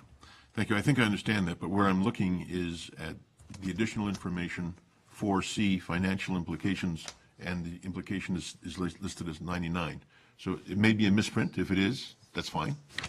Yeah. Carried the wrong Or number. number. Yes. Carried the wrong number down. So it's an error in the report. Okay. Thank you. That Thank you. clarifies that. Others? Councilor Papp? I said it before, I'll say it again. We need to do everything possible to immunize ourselves from those things that could harm us, and that includes our staff. So I understand that we need to wait for other long-term discussions and those dealing with the Leisureplex, what we will or won't do with it. This in itself is I would say, is a basic necessity for our staff. And yes, it's true, they've been working like this for years, I'm very familiar with it. When I see things like rodent infestation and other things like that, they send up all kinds of red flags with me. So let's get on with it, and somewhere along the line, if we need to make changes and do accommodations for other components to the arena, we can do it. But folks, the last thing you want to do is stop something that could impossibly hurt our staff or expose them to danger, to even possibly other things. So I'm in full support of the purchase, and use the money wisely, which I think you will, to put the facilities in. Thank you. Okay, thank you. Others? Councilor Rivia? Thank you, Mr. Mayor. Just a quick comment. I think Canatco trailer is in fact a temporary solution. Yes, it is. And it's an effective one. ATCO has been doing this sort of thing for years and years and years, Yeah. and are very good at it. I don't think anyone pretends that an ATCO trailer is the final product. Okay, thank you. Others? Councilor Kersey, I wonder if you might take the chair for a moment. Sure.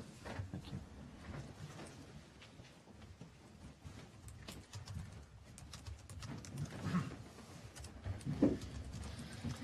Is there anyone else that would like to comment on this issue? Councilor Clark? Thank you very much, Mr. Chair. I just have some questions. I am, I'm compelled by the comments by colleagues around the table, and certainly, as Councilor Papp has told us a number of times, we have to immunize ourselves, and certainly we each do our best, and collectively we do so for our staff. But I'm also was drawn just last week when Mr. Sinclair made a presentation to us about the girls playing hockey and how they don't have a proper facility. And I do appreciate Councillor Durley's thinking on the matter, that is there a way in this facility that both things can be accomplished? Is there a way that somehow a change room can be added for our community? So yes, indeed, we're here to immunize ourselves and the municipality and provide facilities, et cetera, for staff so that they can do their job. Their job is to serve the community, and our job is to serve the community, and part of that is having those types of facilities for female hockey players, female skaters, et cetera. So I guess what I'm thinking, Mr. Chair, is by way of questions, is there some sort of, we heard from the CAO, we have to act immediately, and yet we're hearing from councillors, colleagues around the table, that this has been an issue for a number of years. So I wonder if there might be a creative solution to this. There's facilities, we have the room upstairs, for instance. Can that be used as a lunchroom during intervening weeks as staff investigate? This is kind of what I'm thinking, Mr. Chair. Investigate the possibility of what Councillor Durley suggested, a special room in addition to this facility for female hockey players. So I just want to hear from staff. Right now, we're saying that one area is inappropriate for lunch, and I agree. But we have that community room upstairs. There's tables. There's washrooms up there, I think. There's facilities for cooking, et cetera. So I just want to hear a little bit more about that, Mr. Chair. Thank you, Mr. Mayor. Perhaps Ms. Van Ravensway would like to comment on that. The administration of that facility falls under your realm, does it not? Yes, it does. Through you. Obviously, there is a need for a staff lunchroom, which we have not had. There may be other opportunities. Council would have to outweigh whether this is something that they would like to do immediately.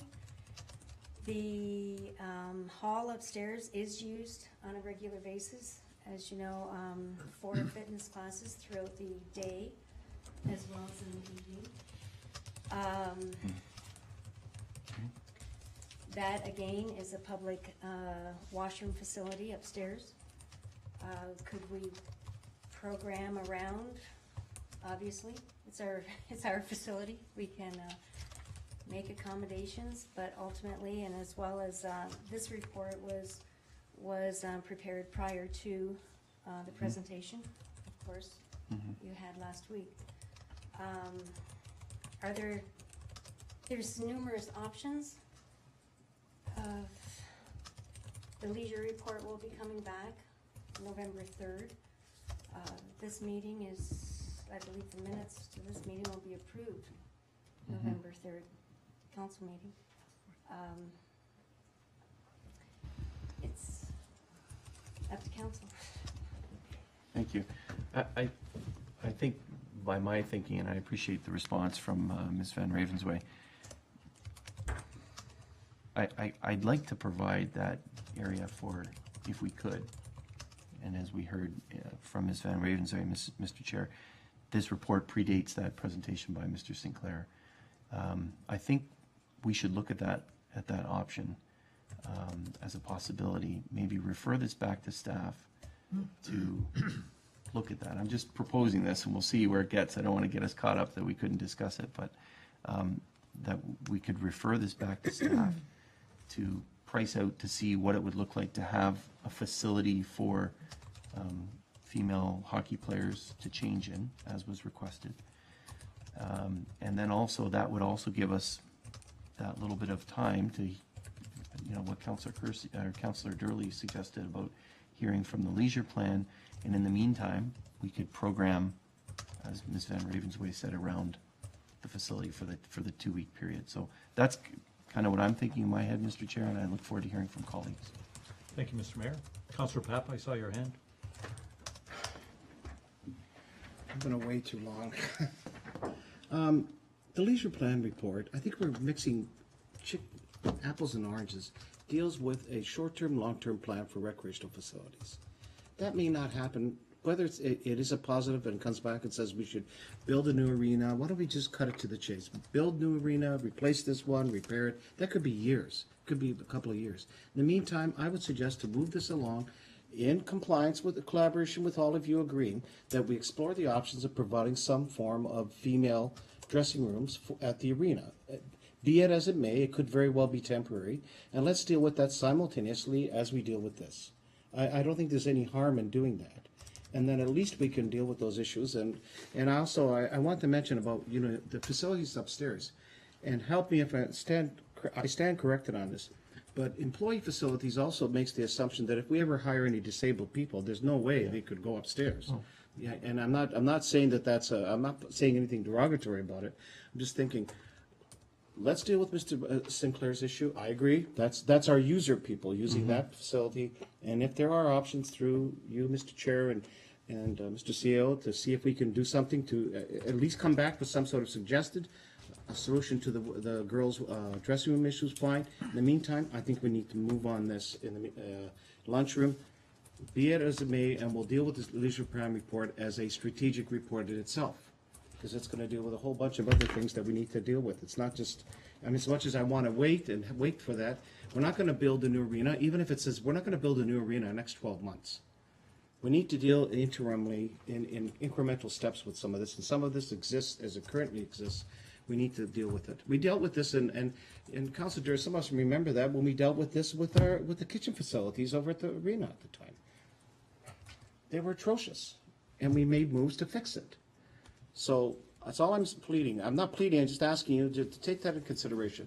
Deal with this, ask staff to come back with something to do with the issue of the dressing room. And maybe there is some solution we can fix, if you want to call it, to deal with that until we can, because that whole leisure plan report is going to be an extensive discussion.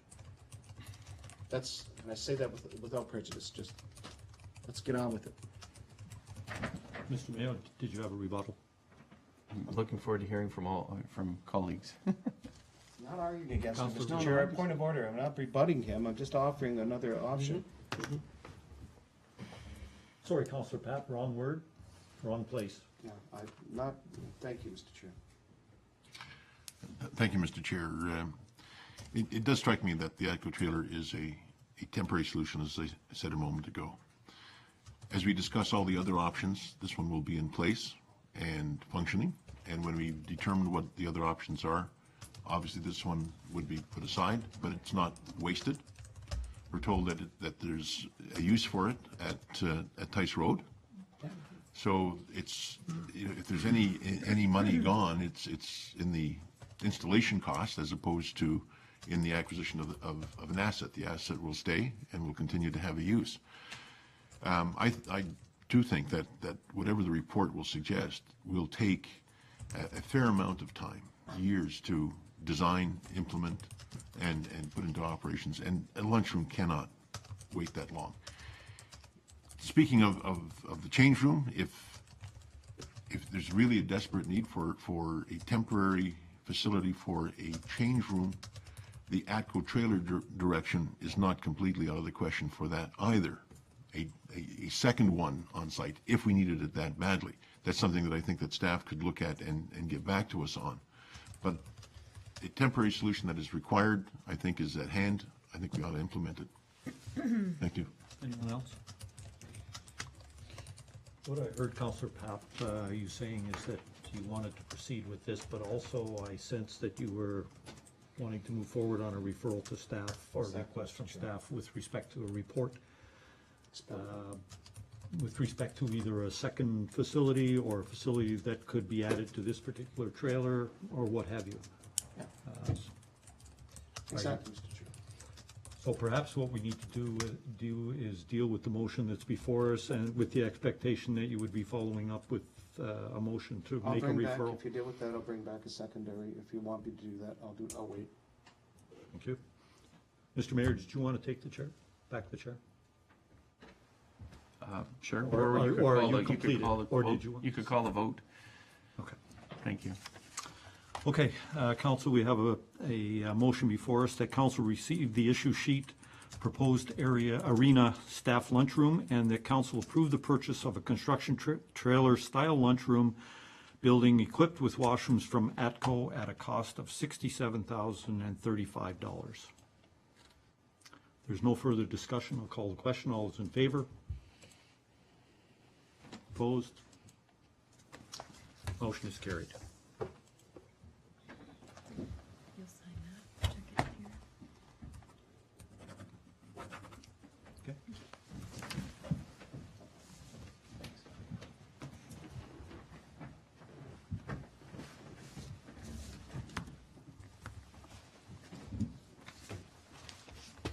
Thank you. So, Councillor, we now turn to Councillor Papp. Councillor Papp? Thank you, Mr. Mayor. So, friendly emotion. I've been in a very friendly place for the last 4 days. Or was I anyways? I would propose a motion as follows. That staff be directed to explore a viable structural temporary facility to accommodate the dressing requirements of female hockey players at the Pelham Arena. And I don't know if there's a need to put a time on it, but I'll leave that to the CAO and the staff to come back, I guess, within a reasonable period of time. And I would hope that sooner than later. Okay, that's it, thank you. Mr. Mayor. I think Councillor Durling wants to second that motion. Is that correct, Councillor? Yes, and just perhaps Speak to it. to build on that a bit, the request was to bring this to the budget considerations for 2014, so I think that is the time frame that we're really looking at. Thank you, It's not going to happen this week, but if in fact there is something that can be done Yeah. in the 2014 budget, I think this was the intent of Mr. Sinclair's presentation. Okay, thank you. I think that's understood. That's perfect. Okay. Any further discussion? There being none, I call the question. All those in favor? Any opposed? That motion is carried unanimously. Our next item has been moved by Councillor Kersey, second by Councillor Ribbiak. The council received the issue sheet report MIIF Expression of Interest Merritt Road, and that council approve the completion of the capital program Expression of Interest for the Municipal Infrastructure Investment Initiative Asset Management Funding for the following project. Merritt Road reconstruction from Lyon Avenue to Rice Road.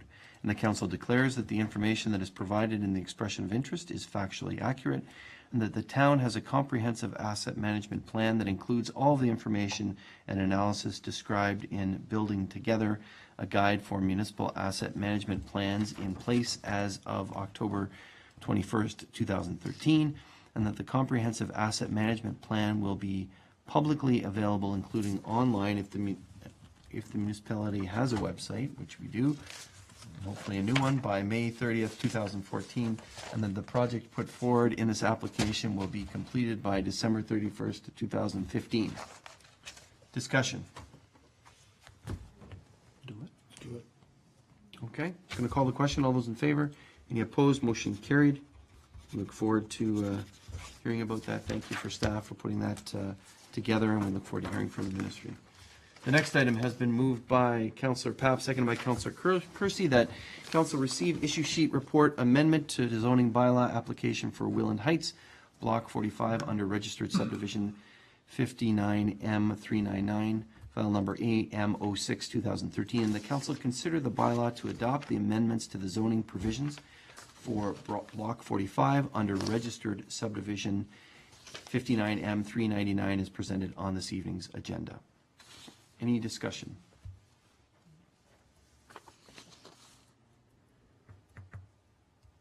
There's some issues about a temporary road. I guess it just It was not in relation to this, but it is this development, is that correct? yes, is that? Phased, this one is related to the phase 3 that is coming. Phase 3, Yeah. okay. Thank you so much. Going to call the question. All those in favor? Any opposed? That motion is carried. The next item has been moved by Councillor King, seconded by Councillor Durley, that the Isaac Rail Skateboard Park budget update be received and the recommendation contained there and be approved as follows. The council approve the use of the donated funds in the amount of $6,560 to fund any additional costs as outlined in this report during the construction of the Isaac Rail Skateboard Park. Discussion. Timing, date of completion, Ms. Van Ravensway. We're hoping it will be completed by November 23rd, although weather permitting. It's been wet, but, yeah. But that's your As soon as we know closer to the date, we'll let you know, and we will plan a opening ceremony. Okay, thank you. And Ms. Pupo, does the donation tonight, is that included in these funds? No, it's not. It's not, so there's an additional amount of money there, $2,800. I believe so. I'm not 100% certain when the check would have come into the office for that, but given what the numbers were last time, I don't think that this check is included. Okay, Might have come in the last So- couple days. okay. So how should we deal with that? I mean, you'll have to come back to council for more, is that? Yeah, I'm sorry. The things that we're finishing up with will be coming as we're getting closer to the completion of the project. So at this stage, we're just trying to keep council communicated with on what items that we need to look at. The further landscaping, there could be some stuff that comes after New Line is completely done with the park, and there are things that we're taking care of ourselves. So those will just continue to come up as updates to council. Okay. All right, thank you. Anyone else? There being none, I call the question. All those in favor? Any opposed? None. Motion carried, and we certainly appreciate the ongoing generosity of the community for this park. And thank you. The next item has been moved by Councillor Durley, second by Councillor King, that the Peace Park concept plan prepared by the planning partnership be received. Mr. CAO, do you want to give us a brief overview of the concept plan? Yes, Mr. Mayor, the Peace Park Master Plan has, as council's been aware, an ongoing project for several months now. Staff was approached by members of the Band Shell Committee and members who are also on the Beautification Committee asking for an update. There had been a bit of a period over the summer where there hadn't been a lot of activity on this project. What has transpired is that we were under the assumption that the downtown master plan work would be completed, and then the Peace Park master plan would be sort of a chapter in that plan, and the whole thing would come to council. And it was expected it would be coming this fall. There has been some delay, unforeseen delay in the downtown master plan, so rather than hold this particular component up and it's pretty much ready to go, we wanted to update council on this, as well as indicate to the community that there is some preliminary work we're looking at accomplishing this fall. We're just waiting for an arborist report because there will be some tree removal required in here. That's something that we can get done this fall. We'll be working over the next several weeks to get the costing in place for the project. This project, the way it is budgeted, elements can go ahead early in the spring so they can be completed prior to the ban shell. But there will be some additional budget consideration from council, specific capital and requests or considerations surrounding, as you can see, item 6, for example, on the municipal building, with an expansion around this side of the building for the accommodation of public washrooms in the downtown area. Those are things that may be phased in, or may be parts that are looked at in coming years, but we are proceeding with getting that level of information so that we can make requests for additional funding if required, and that the work will be scheduled and coordinated in such a way as not to impact the band shell concerts for 2014, and maybe a little less affected, but any concerns with disruption to the farmers market as well. We'll work with those groups to make sure that the operations continue seamlessly. Okay, thank you. Sorry, Mr. Mayor, one more thing just to add. There is also some items within the master plan, such as the cenotaph, that will require larger community discussion, and that's something that we'll be also undertaking with organizations such as the Fontaine Legion. Okay. Thank you very much. Questions, comments? Councillor Kersey. Thank you, Mr. Mayor, through you. I notice a lot of elements, at least some elements, within this master plan that engage properties that we don't own. It in fact infringes upon private property. For example, the boulevard at number 9 and 12, where we're proposed movement of the memorial bench and the linear Peace Park. Also number 17, which is the bike valet area. So I just wondered if some of that has been taken into consideration in the proposal. Number 11 is another one that comes to mind, the tree buffer. Is it the proposal inside of this plan to acquire those areas as part of this master plan, or to just work out an arrangement with the current landowner to allow us to use it for free? Mr. CEO, can you address each of those? Yes, Mr. Mayor. Again, I think this is to be viewed as a long-term master plan, in the sense that some of these things that are shown on here, yes, quite correctly, are not in areas of municipal ownership. However, for example, relocating a cenotaph, we certainly want to have discussions with those folks, because some of this type of development may be advantageous for them. So again, that dialogue is yet to happen until we get the plan narrowed down. You'll also notice that at the front of the municipal building, there's a considerable amount of sort of reconfiguration. The plan also is suggesting in the long term that Town Square entrance off of Pelham to the municipal building will be closed and turned into more of a plaza. So there are things that are, perhaps 5-10 years out. But again, this is a comprehensive plan that looks at what this whole area could achieve in the long run. The immediate things we're looking at is contained on our property within the park itself as it currently exists, particularly the pedestrian pathways.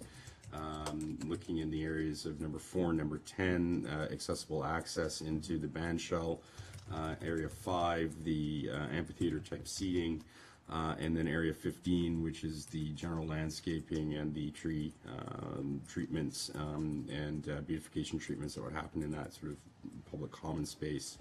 So those are the immediate issues that will be dealt with. Other issues will be dealt with when and how they're appropriate. Councillor? Just as a follow-up, Mr. Mayor, I'm assuming that when we get the detailed breakdown of this plan, that there'll be some timelines assigned to each of these phases, if we're going to phase it. Also, the pretty picture doesn't indicate infrastructure that, needs to be involved in this plan to support festivals, et cetera, et cetera. They're not indicated on the plan and what sort of infrastructure was proposed here. So I'm presuming that we're going to get some more detail along that line as we move forward on this in the short term. I mean, particularly if we're going to do a phased in, we need to be looking at, for example, the infrastructure before we put the grass down. Mr. CEO? Yes, Mr. Mayor, it certainly is the case. We're at the concept stage now, so these are design drawings, design and concept drawings. The next step would be the detailed design drawings and ultimately construction drawings. Those are steps that have yet to be taken, but they're steps that we're gearing up to take. Again, we wanted to get this to council for your information and then inform you that we are working on those details. And the councillor asked about timing for some of the early phases, perhaps? The timing will be at this point, this fall, looking at when we receive the arborist report, we'll be doing what tree removal is required this fall. And then, again, putting together the detailed design drawings and the construction documents to proceed with, ideally, the amphitheater piece in early spring, so that's completed prior to the band shell. I'm not any further out than that. I don't want to speak on the consultant's behalf. I'm just not sure, but those are the two priority areas coming over the next several months. Thank you. Thank you. Anything else from councillors? I do want to let council know that the CEO and I did meet with representatives of the band shell that were involved in developing this plan, and they were quite concerned about if works were to be done, especially to the band shell area, they don't want it to be done in the middle of their concert, 2014 concert series. So I think that's why it was important to bring this forward, and we'll hear shortly about works that can be done quickly in short order to start activating the plan. So we look forward to that moving forward. Anything further? There being none, I call the question about receipt of the plan. All those in favor? Any opposed? That motion is carried. Thank you. It's been moved by Councillor Durley, seconded by Councillor King, that Council of the Town of Pelham, having given due consideration to the following bylaws, do now read a first, second, and third time and pass the same, and that Mayor Clerk are hereby authorized to sign and seal the following bylaws. Bylaw 3427 being a bylaw to govern the proceedings of the Town of Pelham Council, its committees, conduct of its members, and the calling of meetings, and to repeal and replace Bylaw 3293, which was passed in 2012. The second is Bylaw 3428, being a bylaw to amend the Town of Pelham zoning bylaw 1136, which was passed in 1987, as amended, and that's for the Wheeland Heights subdivision.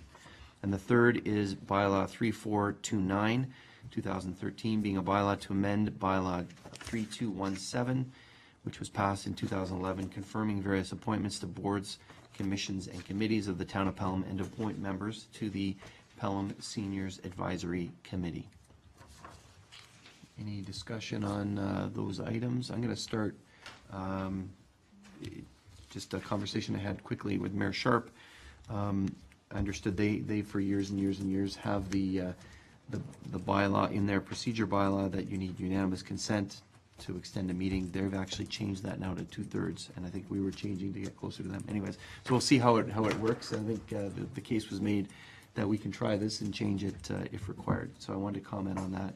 And then I did ask about the Pelham Seniors Advisory Committee. So if there's any members, Councilor Papp, did you want to talk about one of those items or two of those items? Both of those. So I'll, since I'm the one who was suggesting that, if my colleagues are amenable to that, I'd be willing to leave it at 2/3 majority if they want to make the amendment to the existing bylaw.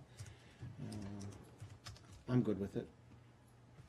I know I was pushing it, but I mean, if we do the work that we do it effectively, that we don't have to worry about it. So the 2/3 is fine. And then secondly, Mr. Mayor, with respect to the appointment to the Seniors Advisory, I'd like to, if it's appropriate, for me to submit my name to the committee. I've spent over 3 decades working with a variety of senior services programs, and would be very interested in working with that group. Okay, thank you very much, Unless there's Councillor. others. Thank you. Let's deal with them individually. So Unanimous consent on this amendment. Councillor Papp puts forward an amendment, do you, sir? I would propose the amendment, Okay, that and I it's- don't have it, Madam Clerk, the section, I was looking at it, that we go back to the 2/3. Section 10. Section 10. Section I 10. think it's on page 10. I'm with you, Mr. Mayor. It's Section fine. 10, page 10. Is there a seconder for that? Councillor Ribbiak? That it be changed. Section 15, page 10. Section 15, page 10, curfew. So that the words unanimous consent be changed to 2/3 majority or whatever it is, correct? Okay, and seconded by Councillor Ribbiak. Any further discussion on that? There being none, I call that amendment. All those in favor? Any opposed? That amendment is carried unanimously. And is there someone who's going to, who wants to move? Want me to leave? Councillor I got a Papp? conflict? Councillor Papp being on that. Moved by Councillor Kersey, second by Councillor Ribbiak, and many others wanted to second that, Councillor, that we appoint Councillor Papp as the council representative on the seniors, Pelham Seniors Advisory Committee. Going to call, thank you for offering, and we certainly welcome your experience on that. I'm going to call the question. All those in favor? Any opposed? That motion is carried unanimously. And so thank you for offering. And also I want to thank each of the members of the, who put their name forward for the serving on the Pelham Seniors Advisory Committee. It looks like it's going to be a great committee with those members that we have. Are we ready for calling the question as amended on all of these bylaws? All those in favor? Any opposed? That motion is carried as amended. Thank you. Next, we have motions regarding arbitration process in Ontario. It's been moved by Councillor Durley, seconded by Councillor Kersey, whereas contracts for Ontario essential workers are subject to arbitration process when agreements cannot be reached, and whereas arbitrated awards often increase the cost of emergency services much faster than other municipal services and do not take into account the economic circumstances of a municipality. And whereas disproportionate awards strain municipal budgets and take funds away from other vital programs and services, and whereas arbitrated awards do not consider the economic circumstances of a local municipality and its ability to pay, therefore be it resolved that the Council of the Town of Pelham hereby urges the Province of Ontario to improve the arbitration process and to make it a fair, open, and transparent system, and that this resolution be forwarded to Premier Kathleen Wynne, local MPPs, and all area municipalities for support and endorsement. Any discussion regarding the motion? This was something that was raised, and we appreciate staff putting it together for us. Speaks for itself. I'm going to call the question. All those in favor? Any opposed? That motion is carried. We do have an in-camera item, so it has been moved by Councillor Ribbiak, seconded by Councillor Papp, that Council recess the in-camera portion of the meeting and reconvene immediately following the Policy and Priorities Committee meeting scheduled for this evening. All those in favor? Any opposed? That motion is carried. We'll take a brief recess, and Councillor Kersey will take the chair for that meeting. Thank you.